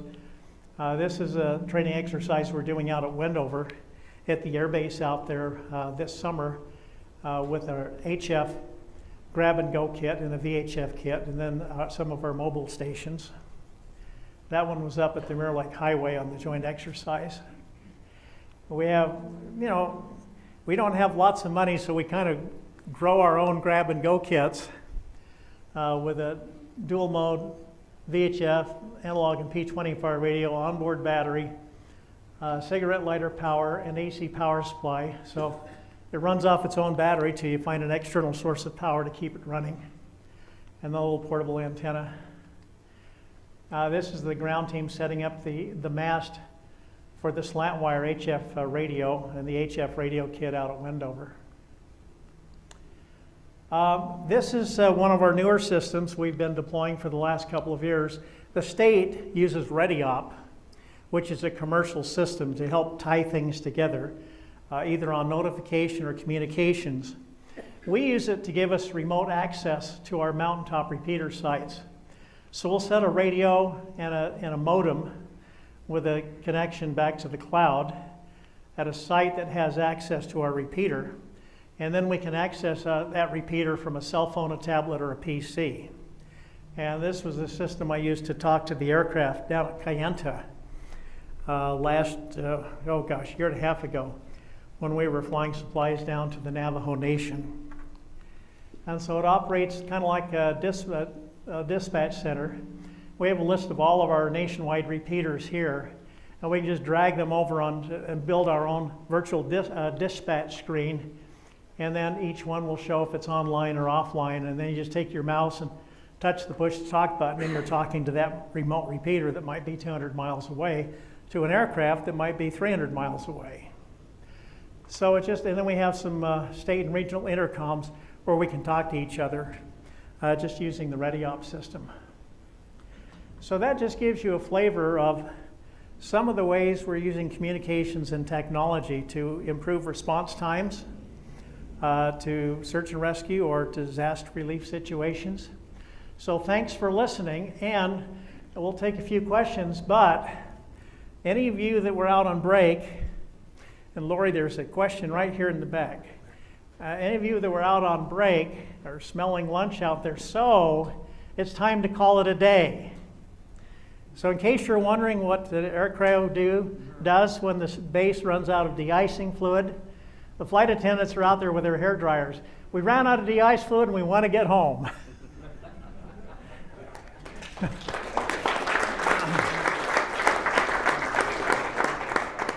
Thanks. There's a question in back.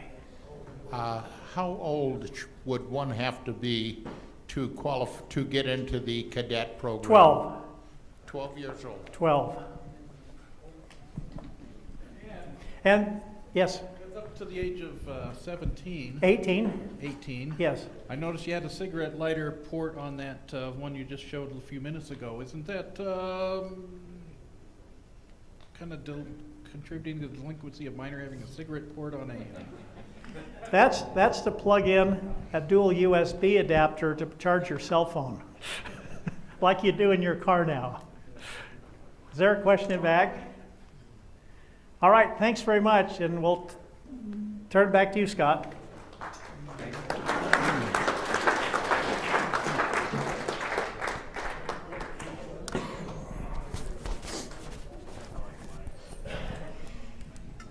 Like Mike mentioned, we will now break for lunch. I believe lunch is slated for an hour and a half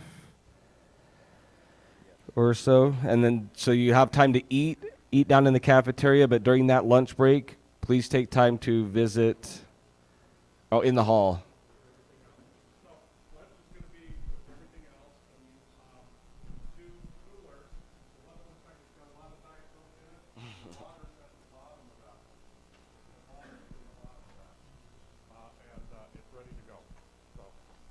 Okay, and take time to check out the static displays out in the parking lot as well.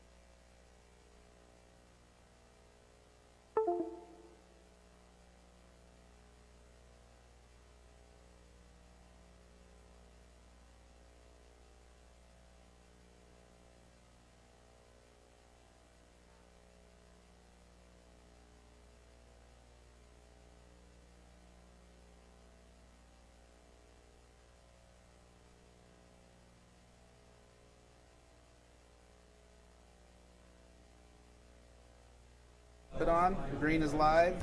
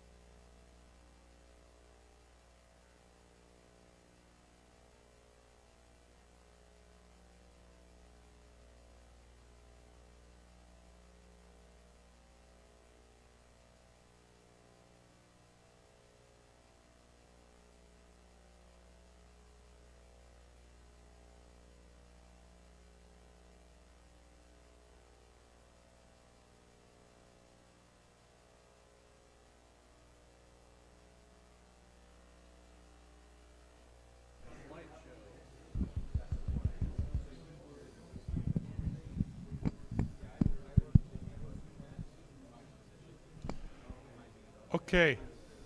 Hello? Hello? Hello? Hello? Hello? Yeah, hey. We're going to get started. So if you take your seats.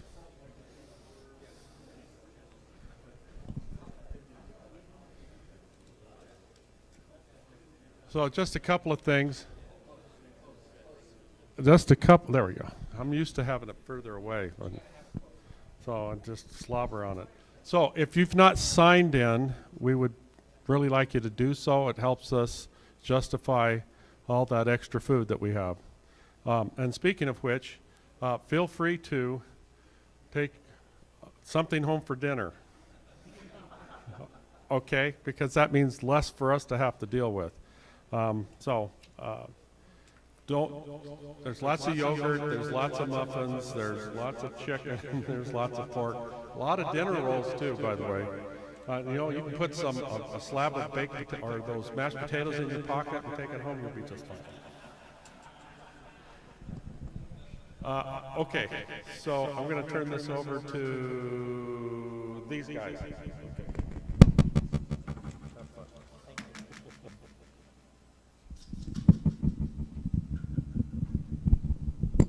We're both the same. My name's Mel Parks. I'm the president of the Utah VHF Society, and John Lloyd's going to do the bulk of the presentation today. We're very, very appreciative of the opportunity to share with you a little bit about the Intermountain Intertie and some of the history of what we've put together. You'll get to go with us and visit some of these sites where we spend a lot of our time at. Sometimes we've been very lucky.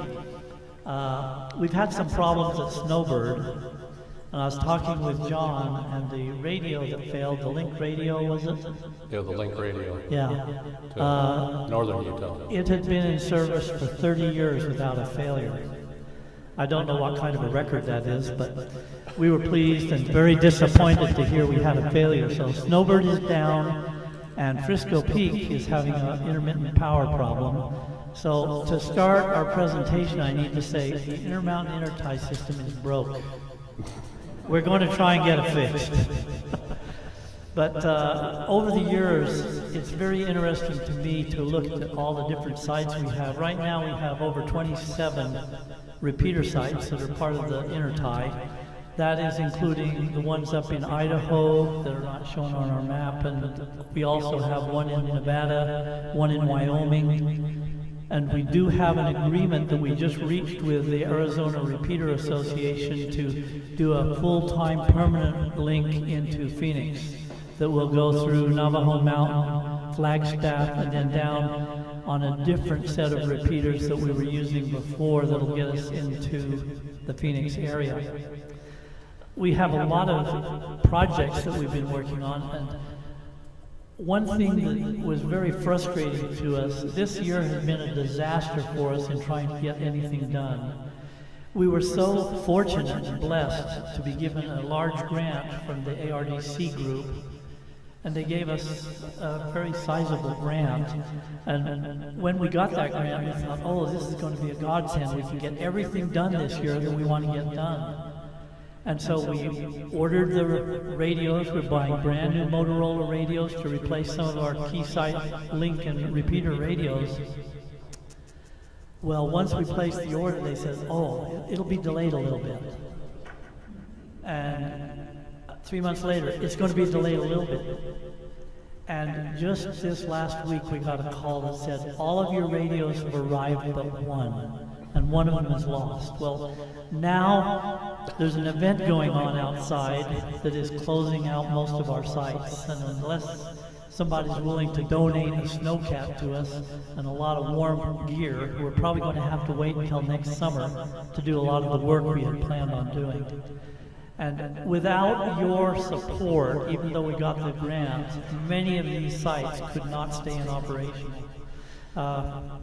We raised our dues last year to $17, and we're going to make a proposal to raise our dues to $20. I know that's pretty tough for some of our good ham friends, but we really feel we have no choice to do that due to the increased cost of some of our site operations, and we're going to do our very best to maintain and keep the costs down. But that is something that we're going to propose at our next meeting. One thing I want to let everybody here know, we had announced last year at our swap meet that this would be the last year we have the swap meet in Farmington because they're tearing down the building. We contacted them a few weeks ago, and they told us they're not going to tear the building down till April, and they would let us use the building again, but then they threw another curveball at us. Oh, you're going to have to pay twice as much. And what happened, and this is the dumbest thing, we got aced out by youth soccer.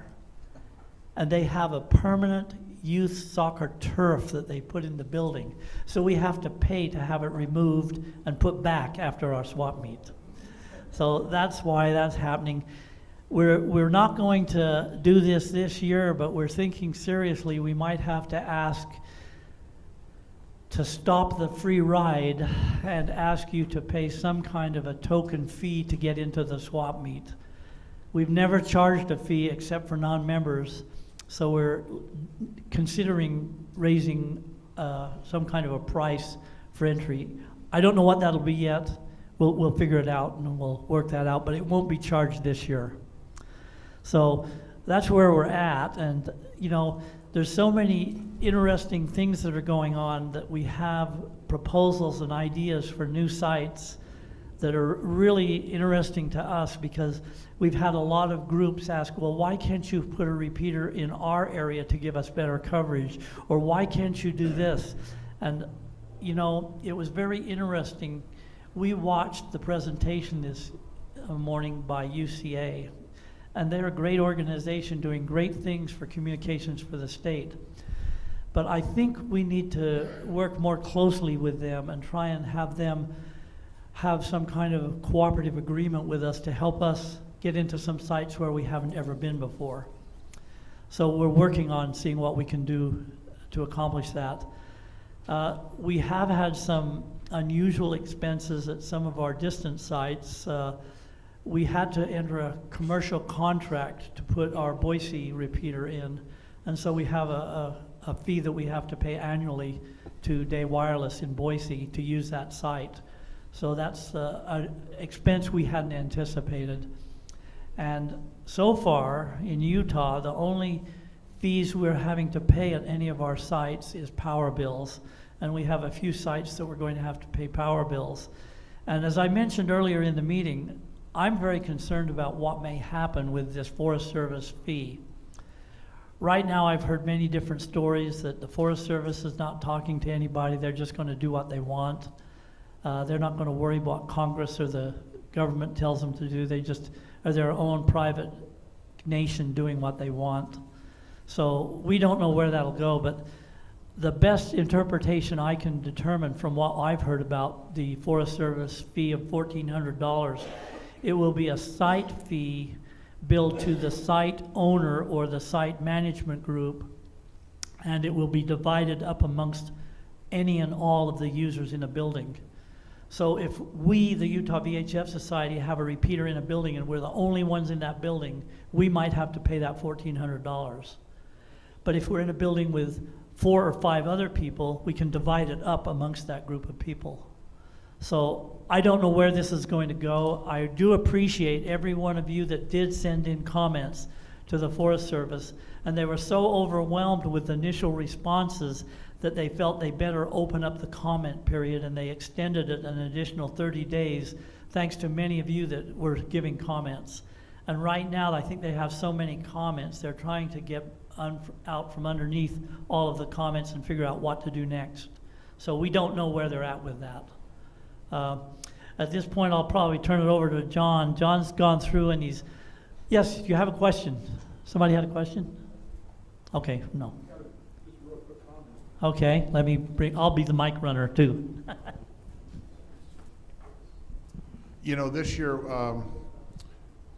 I'm also, I help out Mickey with the Utah SAG group here in the Salt Lake County area.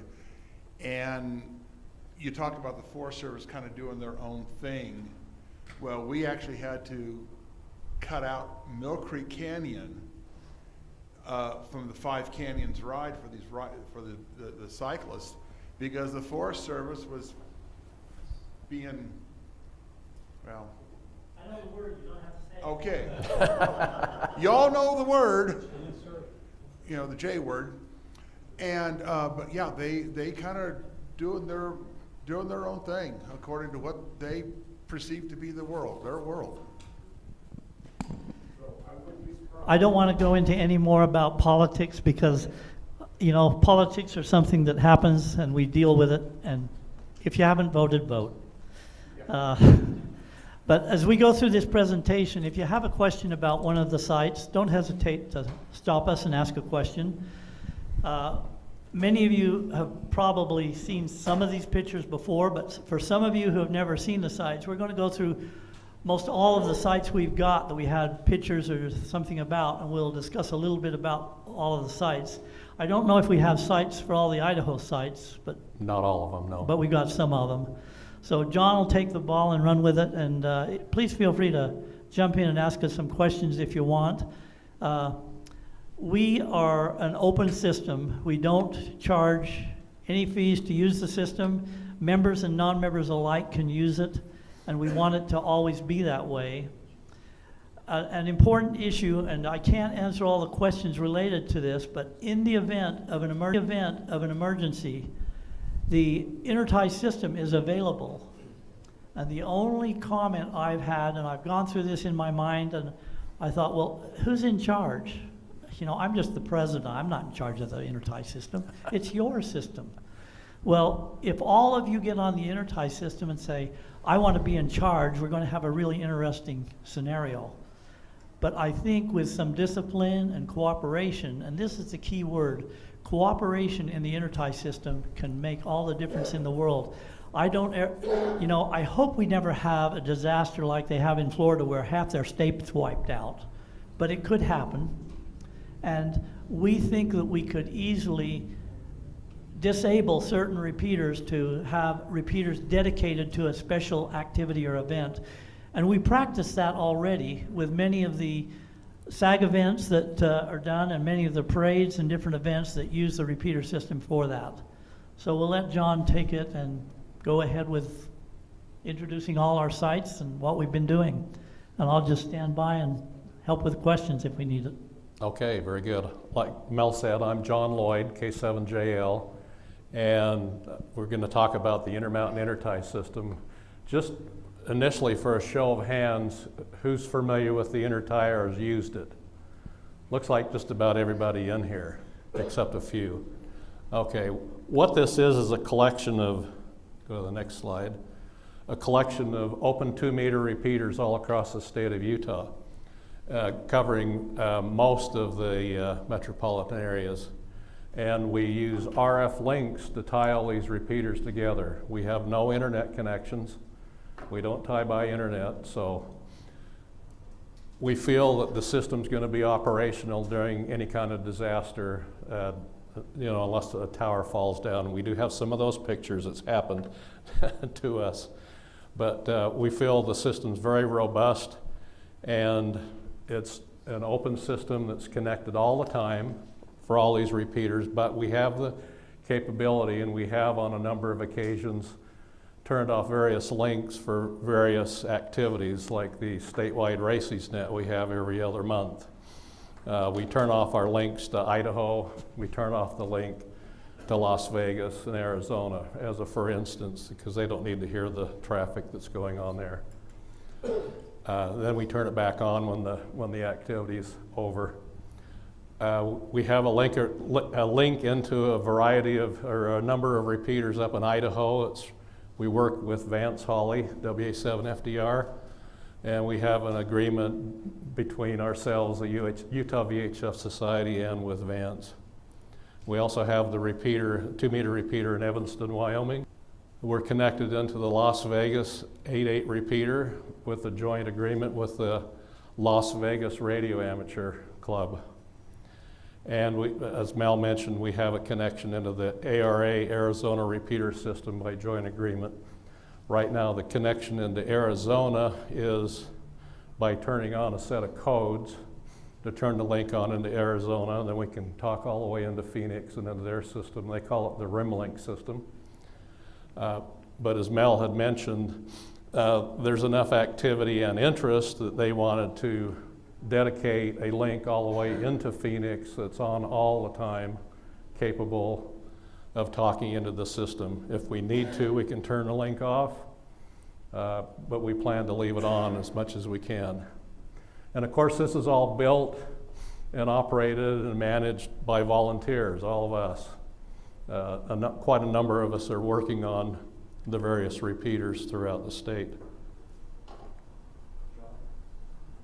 Other button. Question. This is not a question directly from you, but I got an online question, and I'm not sure who this is from, but I want to at least voice it out for this individual. It says, have you talked with the Scout Council about the peaks to the south of Camp Tracy?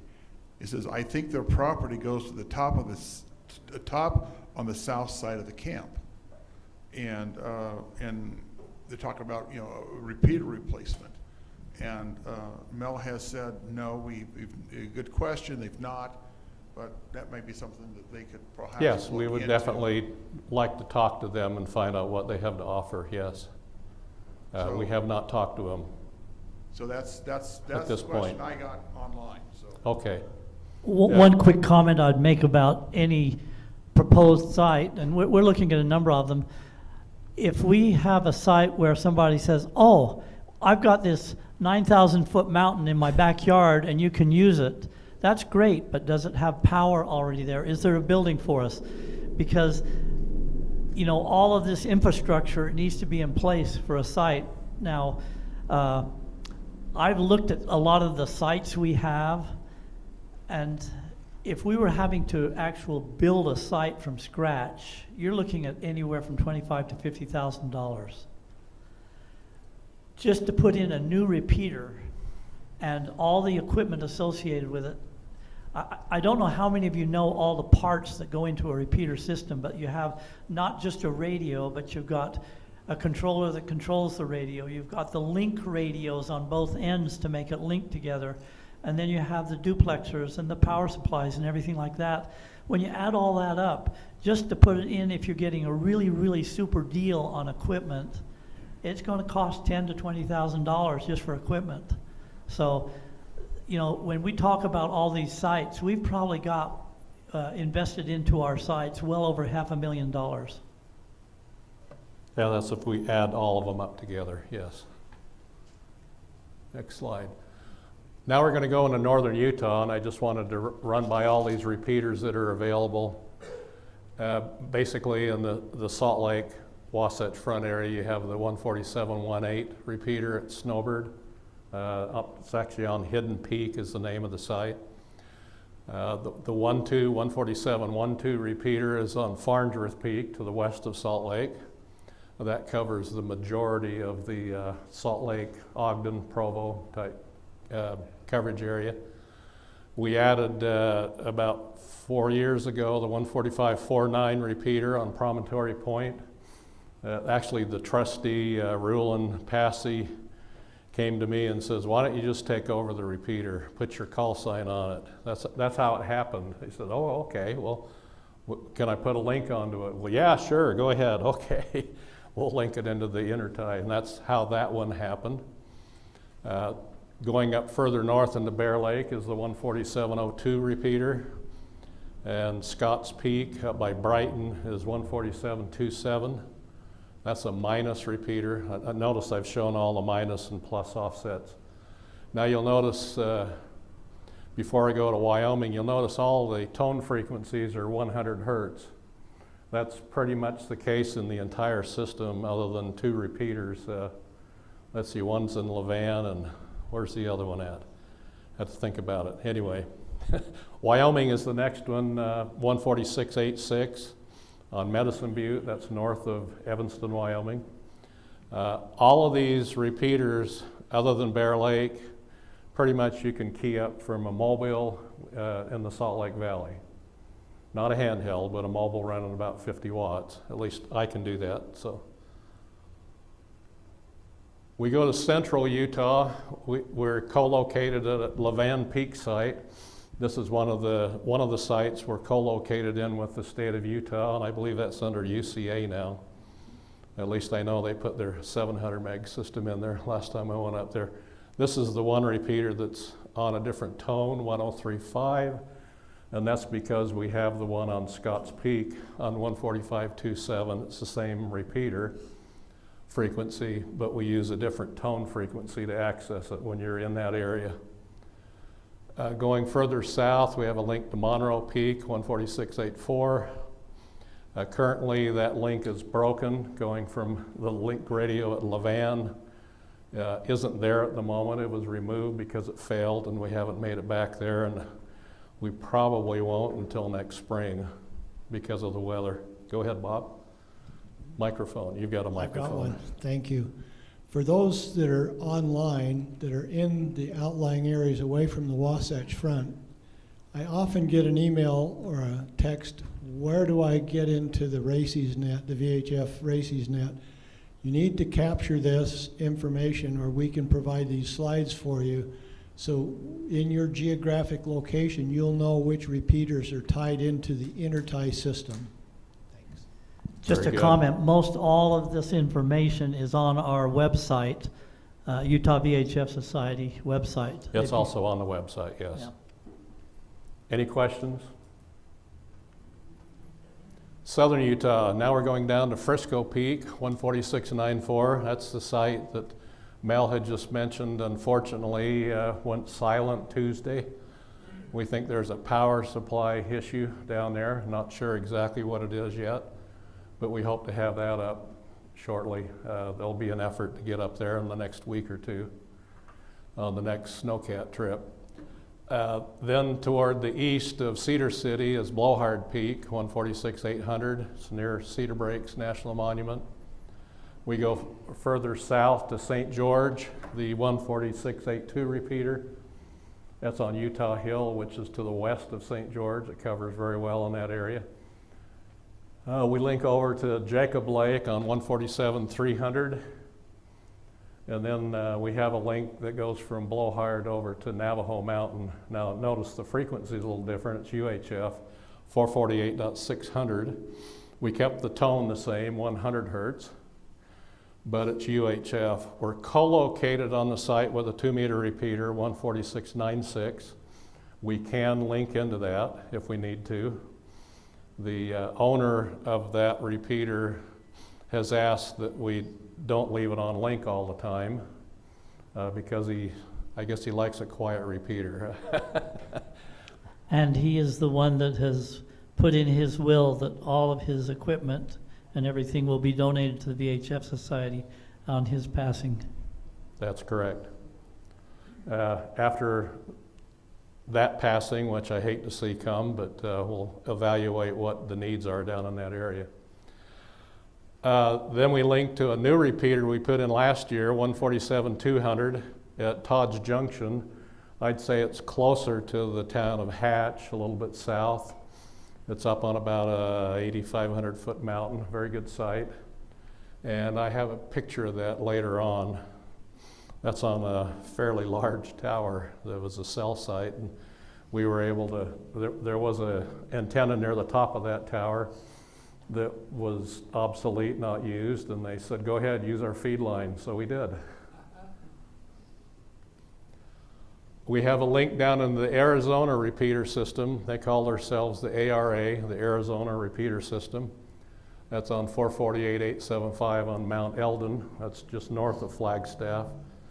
It's about 9,000 feet. They have very similar cold snow type weather conditions like we have on a Farnsworth Peak up here in Salt Lake.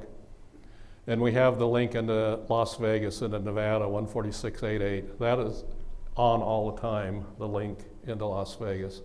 It's not right now because we're down on Frisco Peak. Now we have some slides that were taken off our web page. It's basically showing you a map of the repeaters, kind of where they are. This one's showing the Hidden Peak repeater up at Snowbird 14718, and it shows the relationship. Let's see, this is the button, I believe. What on the green one in the middle? Hidden Peak's over here, Scotts Hills by Brighton, and Farnsworth's right there. The kind of pink colored lines are showing how our links are connected between all the different sites.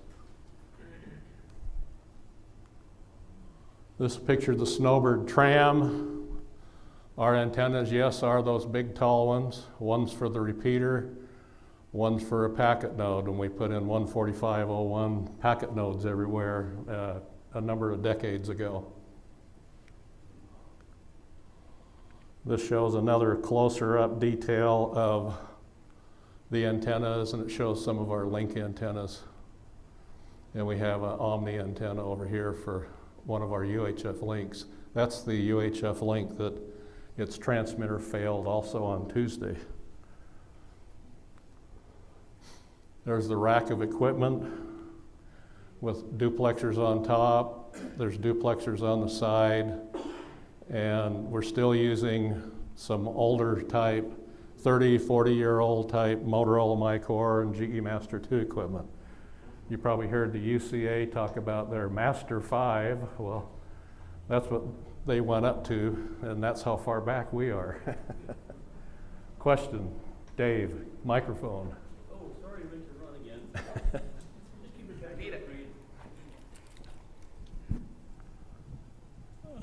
Appropriate point maybe in time, but cut me off if it's not a question you want to take right now. But 8 days ago, I attempted to use the Snowbird repeater from an area north of Strawberry, and it talks much better than it hears. We're aware of that. Yeah. I think we have a feed line that's gotten some moisture in it Yeah. on the 2-meter repeater. And it's in an absolutely valuable place because there is no cell service. There's nothing in that part of the country. So, anyway, we'd love to do some test runs for you when you're ready to go. Right. We're aware of it, and we were trying to get a work crew together to get some new coax lines installed up there. Well, give me a call. I can maybe help.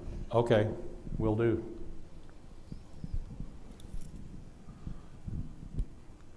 Next slide. A little closer detail.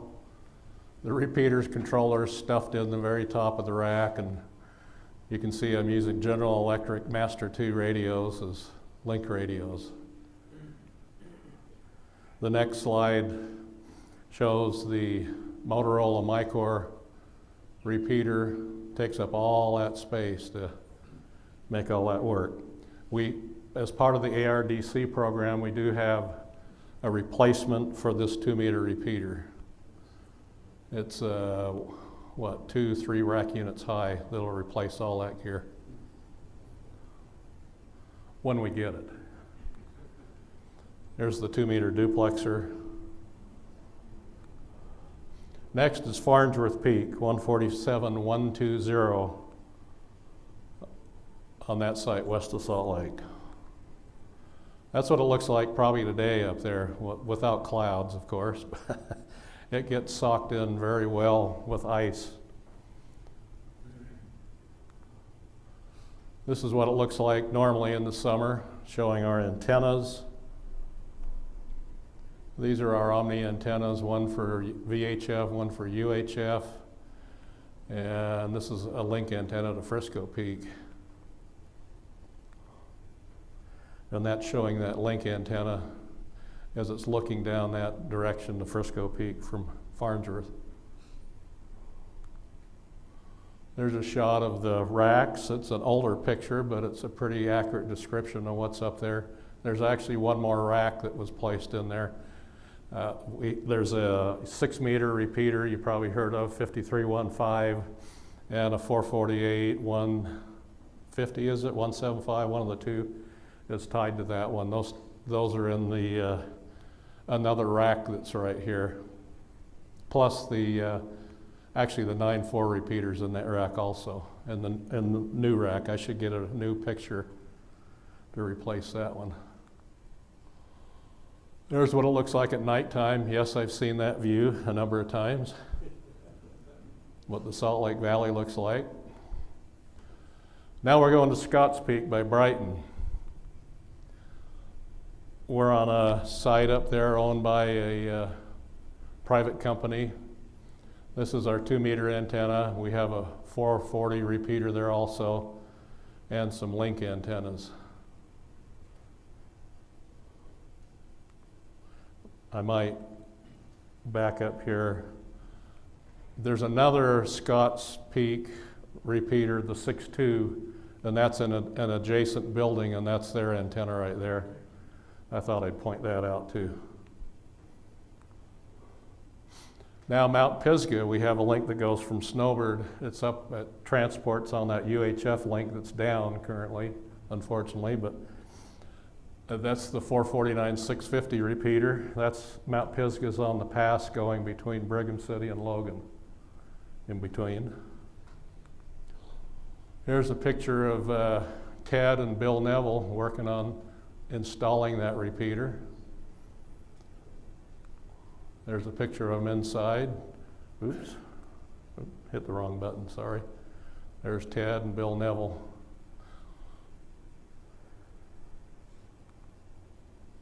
Then we go over to Promontory Point, which is west of Ogden, 14549. This is what that site looks like. We just recently put a short tower up, this Roan 25 tower, and mounted our antennas on this tower. There's our link antenna going back to Farnsworth.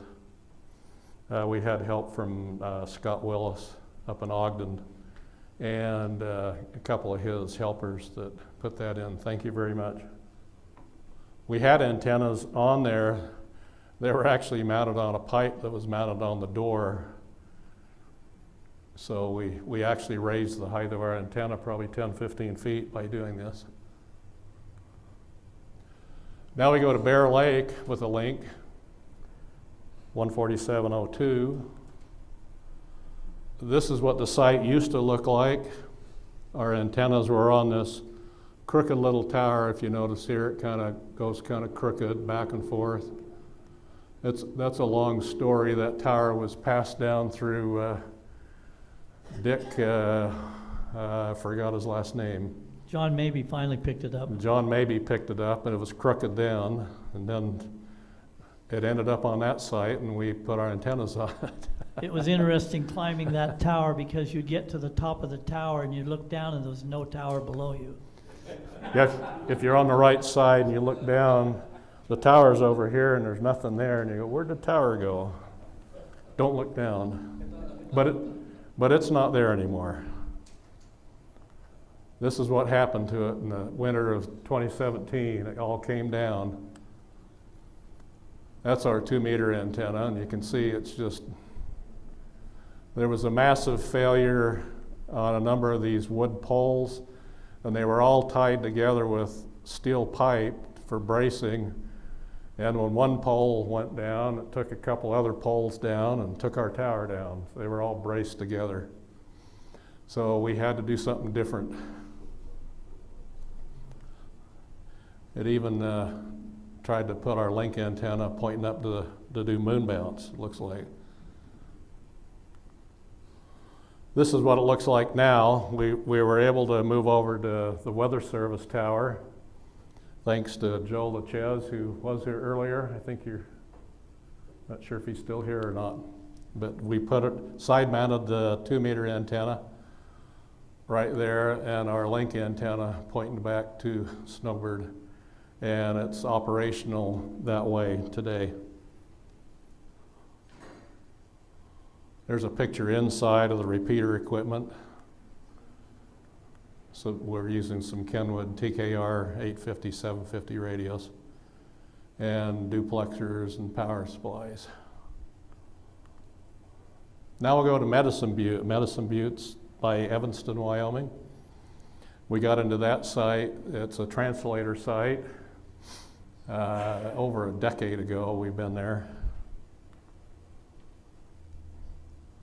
Basically, you can see some translator antennas.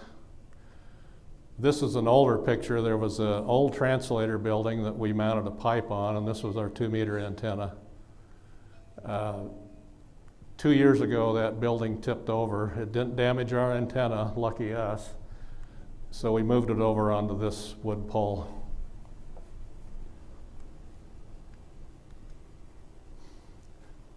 There was an interim location where we had the 2-meter antenna on the top of this mast that we had by the building. These are our link antennas.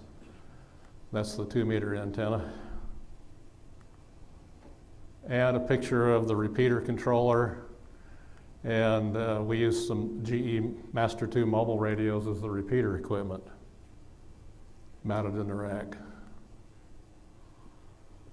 Now we go to Levan Peak. Levan Peak's down by the town of Levan, south of Nephi. We're in a little better cabinet. Oops. Repeater equipment, duplexers, controller, a link radio, power supplies.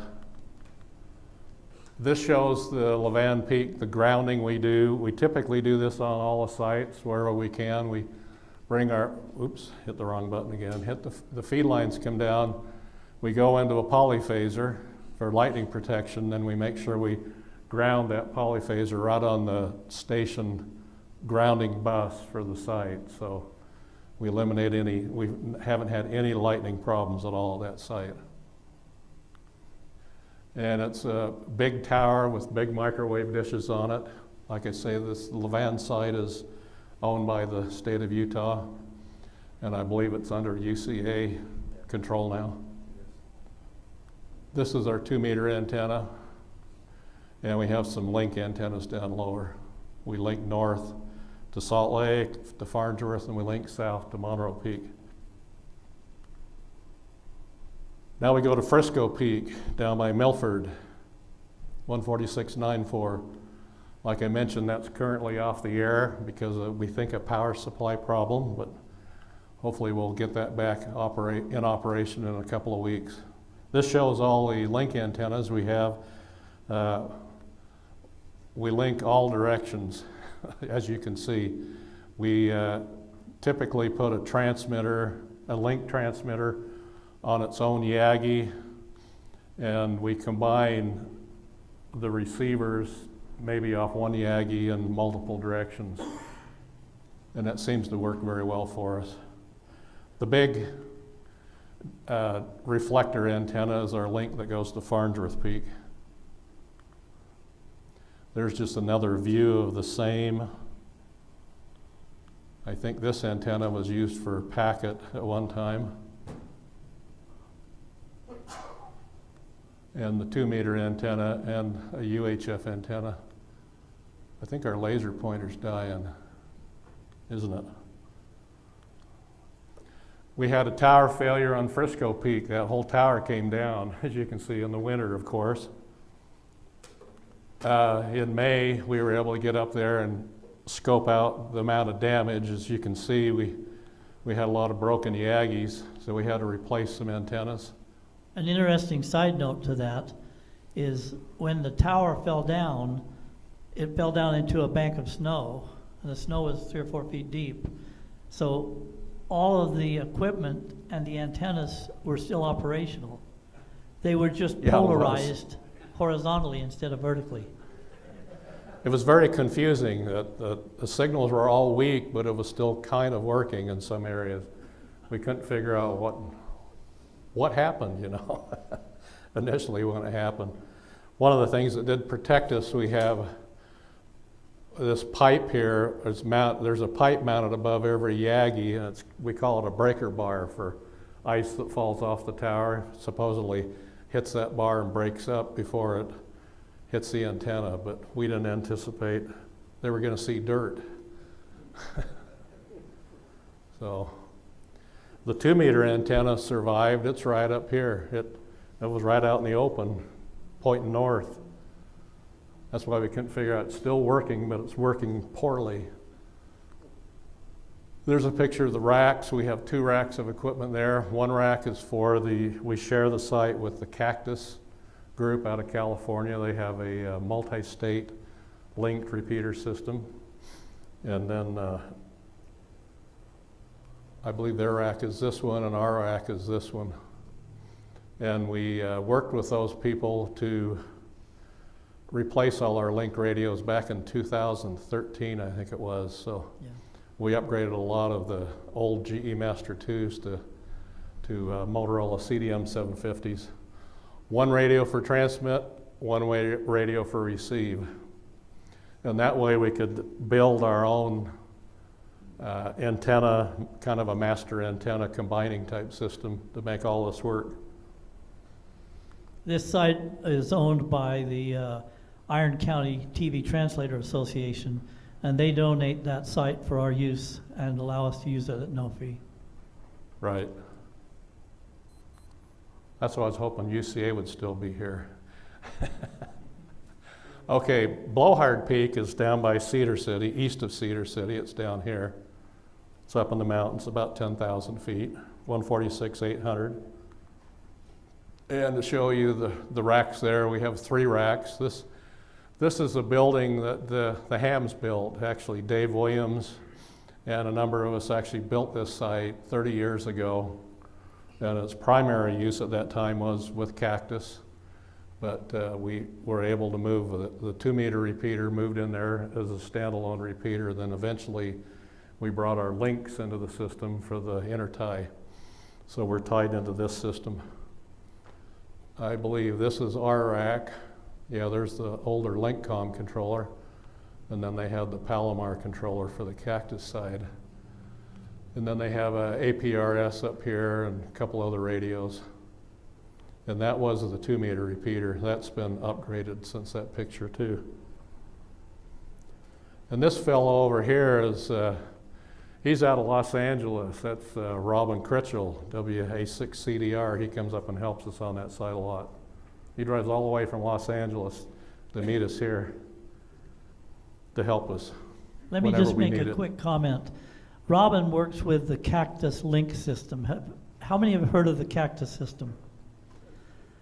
You know, this is another system very similar to our Link system, except a little bit bigger.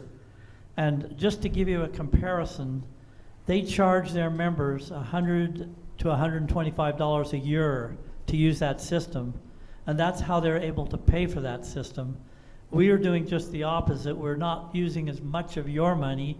Every penny you give as dues we use, but a lot of our stuff is donated by donors and other support people that help us out with doing the work at the sites. That is true. And this is a picture showing some of the cavities we use on each link transmitter. And we built kind of a combiner for all the receive antennas. We actually put an Omni antenna up for all the link receivers. And then we have a Yagi, a directional Yagi pointing out for each link transmitter. This site has, what, 4 links on it on our system. And then Cactus has their 4 links on it. That was the economy of scale, is to get 8 receivers on one antenna. So it saved both of us money. There's a picture of the building. This was built by Hams. And all the towers, 3 towers there. I believe that's the Cactus UHF. I believe that's the VHF 2-meter antenna. And then a whole bunch of link Yagis off the side. And an APRS antenna. Yes, there's APRS there too. So we support it all. There's what blowhard looks like in the winter. You don't like that shot in particular because you need to dig out that door, and that's going to take 30 minutes or so before you can even get in the building. Utah Hill down by St. George, 14682. There's their particular tower. I've never been to that site, but I've seen pictures of it. If you look at that tower picture in detail, it's just a mass of antennas. I don't even know how many are on it, just way too many. And I only have this picture of the repeater.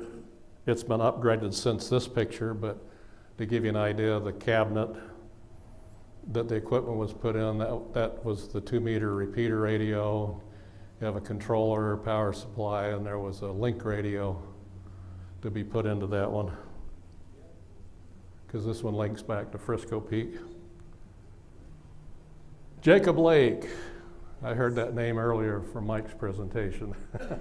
We have a repeater down there on 147-300. This is on a massive tower that's 190 feet tall, that tower, mainly to support cellular communications. The Kanab group, through their emergency management people down there, were able to co-locate a 2-meter repeater. I think it's that antenna right there on this side mount. And I don't know where the link antenna is on that tower. But it's up there. To give you an idea how big that tower is at the base, it's bigger than a car. It's massive. The tower leg, I can't wrap my arms around it. The tower leg's huge. Well, it has to be at that elevation and that tall, holding all those antennas. And I received a picture just the other day from George Gallus down in Cedar City. He said there's more antennas on that tower now since we looked at it last. There was a shot when we were installing the link radio on inside. GE Master 2 radio, a duplexer for the link. I don't think the link radio is in there yet, but anyway, it gives you an idea what happens. It's just a mass of parts and test equipment, especially when you go to a site, to build it on site. That doesn't happen everywhere, but this particular site it did. Navajo Mountain, which is right over here. It's actually in Utah, just barely. The Arizona people like to claim it as theirs, probably because it covers so much of Arizona. And this is the repeater frequency. We're on 448-600 with a minus and 100 hertz tone. This repeater covers very well on that part of the country. It's also co-located with the 146-96. We can connect that 2-meter repeater to the UHF repeater as at will, and in agreements with the repeater owner. That's a picture of Navajo Mountain as you're in Arizona driving north to the site. It's really strange. You go down in that part of the country, you have to drive south out of Page, Arizona for quite a number of miles before you hit the junction. Then you turn north and you see Navajo Mountain. You're still in Arizona, but that's how you get to there. It's a picture of Don Blanchard, WA7 GTU, working on the site. Our repeaters are all in this rack, repeaters and link radios. And this is also co-located with Cactus. I believe that's their link radios. One unique thing about that site, it's owned by the Navajo Nation. And through cooperation with the repeater owner of the site and their group, we have permission to be in there, and we really appreciate their willingness to let us have a repeater on their location. Yes, that's true. This is just another picture of the equipment, 2-meter duplexer, power supplies, link controllers, and so on, and other link equipment. There's one of us working on the tower, putting up the UHF antenna when we got the okay to do that. That's this antenna right here. This is pretty much all ham radio related antennas on this tower. It's a Roan 25, I believe, about 40 or 50 feet tall.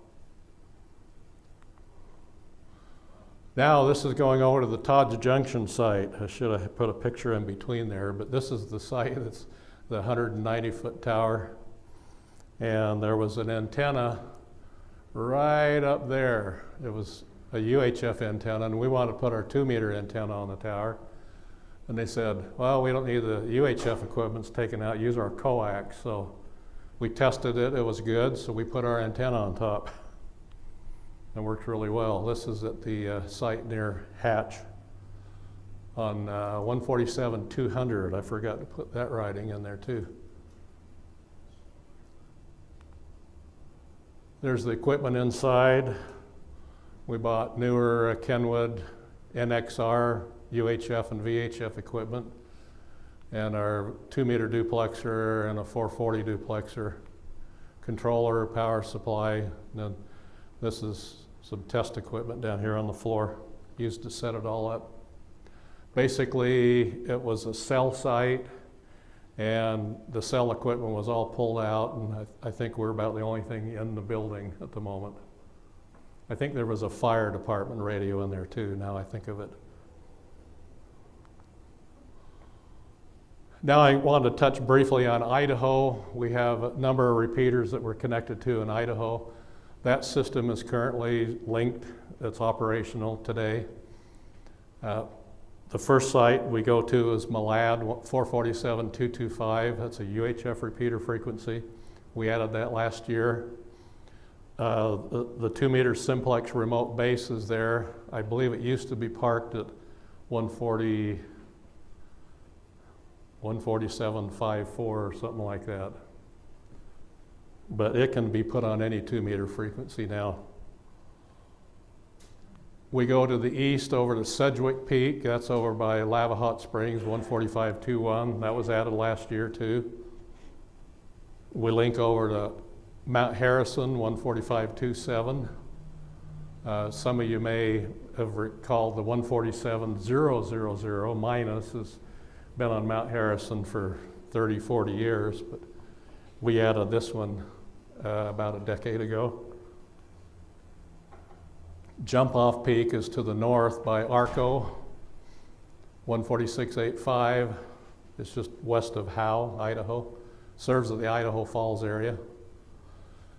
Then we have one up by the park, West Yellowstone, 145.23. And then if we go further to the west, we have a repeater at, Mountain Home should be first, 145.15. And then Schaefer Butte, that's north of Boise, at 145.13. And they're all currently linked and on the system. This is a picture of the Schaefer Butte Tower. We've been working with those folks up there to get our antennas corrected on the tower. And our 2-meter antenna is this little guy here. We were trying to get it moved up there. We had a UHF UHF repeater antenna, and for some reason the tower climbers pulled it down, and then they put something back up, and we sent them an antenna and they're supposed to replace it. We're waiting to hear if that gets taken care of. This is owned by a communication shop, Day Wireless in Boise. There's a picture of our equipment. We're using mobile transmit and receivers for 2 meters, and then the links. There's also a 440-900 repeater at the site. Controller and duplexers. Arizona, we have the link into them through Flagstaff. The Flagstaff repeater, 448.875, is on link all the time.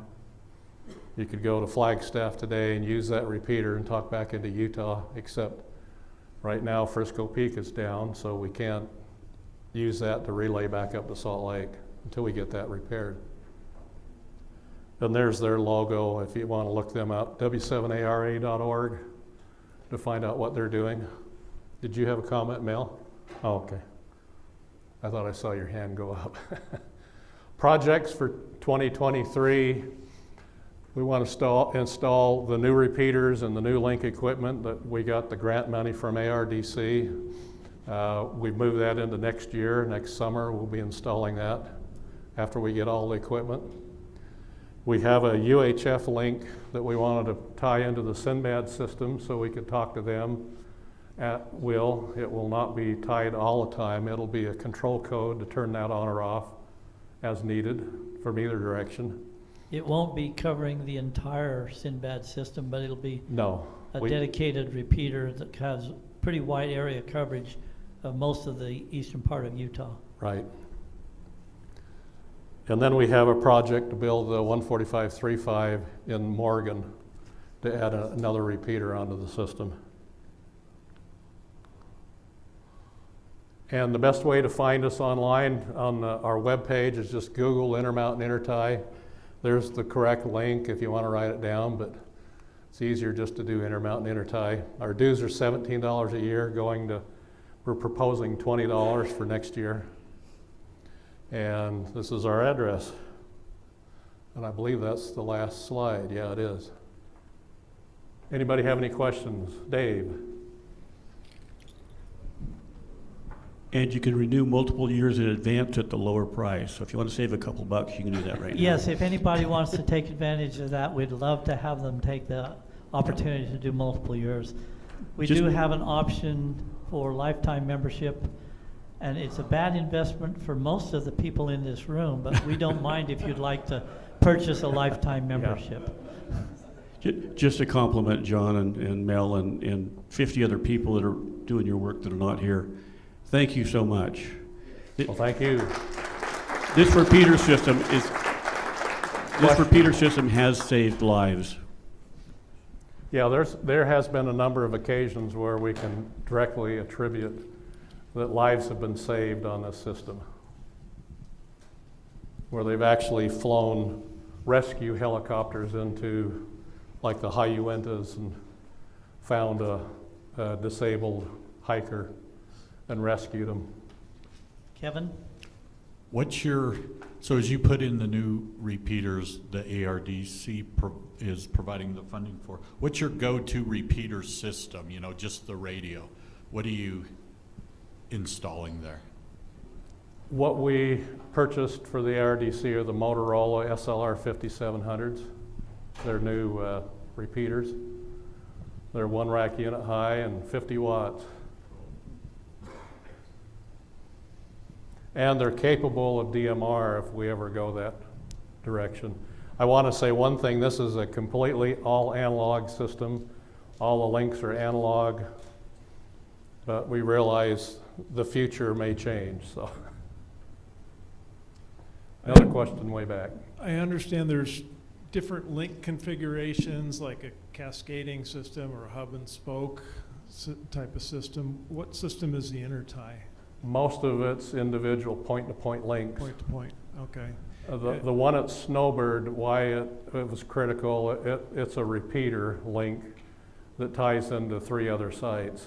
So when that transmitter went down, it took out communications to 3 other sites. Okay, so that's kind of a hub. That's kind of a hub and spoke type. Okay, and just one other question. What's the relationship between the VHS Society and the Intertie system? Do VHS Society own that system? Yes. Yes. Yeah, it's one and the same.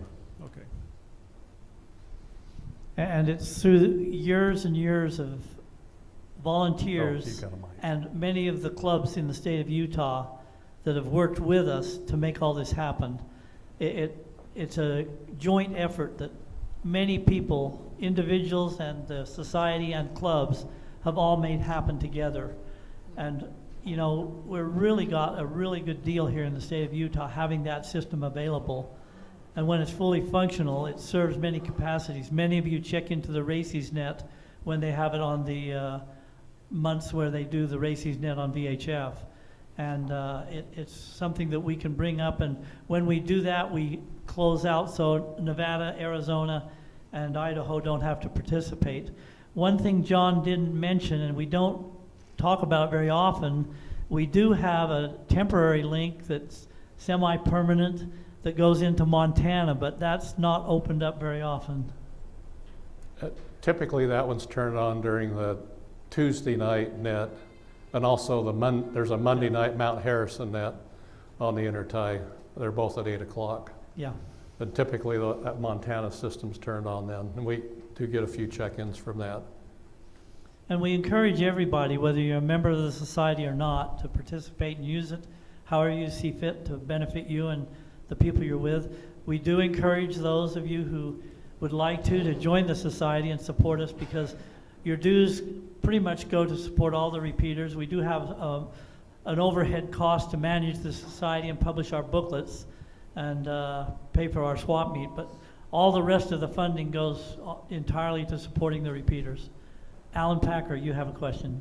My question, and maybe you addressed this when you were talking about the Forest Service regulation change. How many of our sites that we've talked about now would be in jeopardy with the new rulings? We really looked at that very closely when that first announcement came out, and we figured approximately 1/3, so about 9 or 10 of our sites would be affected by that. Any other comments or questions? If not, I'd just like to, yes. We got Two from at least the YouTube online. I don't know where other online questions come from. What's the wattage output from Farnsworth, and is this slide presentation going to be available online? Yes, we're going to put it online on the webpage. And the wattage output, typically, most of the 2-meter repeaters run about 25 to 40 watts output, typically. And link radios are down lower, 10 to 20 watts of RF power. And we pay particular attention to make sure our reflected power or the return loss is as high as possible, 18, 20 dB on return loss, to make sure they match properly. We've been working for quite a while to update this presentation, and if you enjoyed the presentation and would like to have it at your club or group, if you'll let me or John know, we will make arrangements to try and come when we can work out a suitable time to come and do a presentation for your club or your group if you'd like to have us do that. Thank you so very much for your time, and we'd like to thank Bob and all the people who helped put this together today. It was a pleasure for us to come and present the Intertie system and a little bit about the VHF Society. Thank you so very much for your time.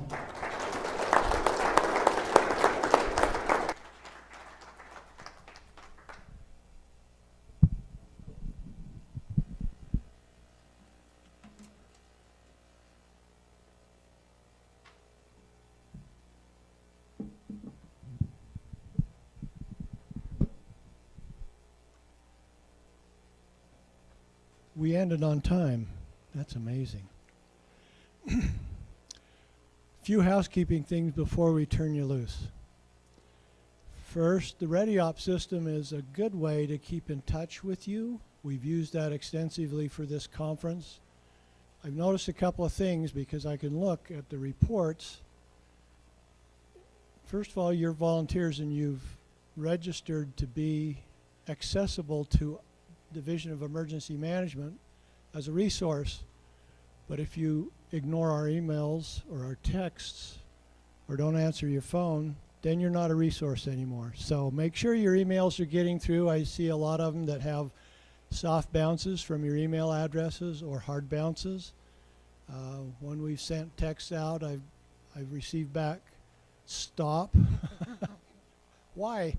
You're on there for a reason.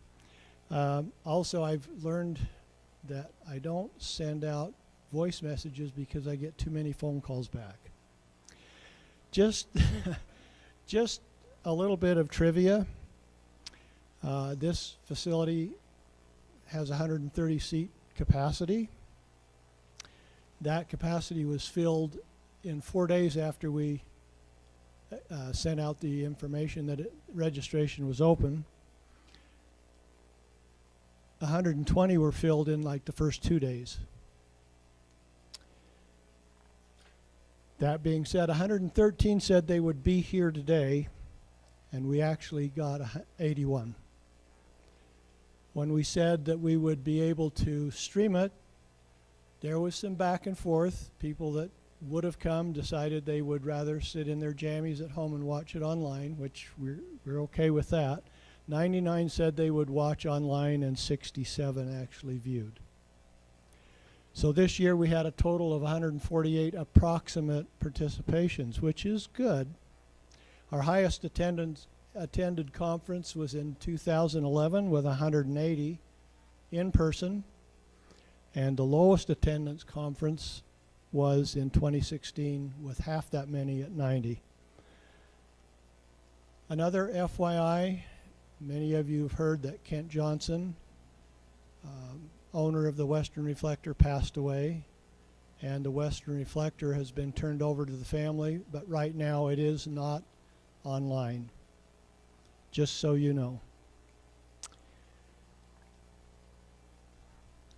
I've been doing this conference for a lot of years, and then we had the pandemic, and I had some family situation that I couldn't be here. I'm glad to be back. I want to thank Scott this year especially. He came on board in March. This was thrown at him literally in June or July, and he's put this together in that short a time, been able to arrange for static displays. Bob, Carey, thank you, and Lori for your logistic support and the food, and for Lesage for the excellent food that they do bring. Want to thank UCA for bringing the STR trailer, Bob and Lori for bringing the mobile command post and the comm van, Mark Millett and Box Elder County for bringing their, whatever you call it, portable van or portable comm box. Especially want to thank Mike Groves for his expertise in setting up and providing the streaming over YouTube. Want to thank all the presenters, CISA, Gordy Coles, UCA Mike and Phil, CAP Mike Collette, the VHF Society John and Mel Parks. Thank you all for your presentations. We appreciate you supporting us, and most of all, we appreciate you for supporting the conference with your attendance. I'm grateful for your friendship. Often you greet me by name, and I think, wow, I don't remember that person. Sometimes you might have to stop me and say, this is. Anyway, I appreciate your friendship and support. Be sure to take what food's left. I saw Lesage come and pick up some things, but there might be a little bit out there you can take home. Remember to set your clocks back tonight at 2 a.m. tomorrow, but I'm going to do mine tonight. I don't know about the rest of you. And be careful driving home. Thank you so much.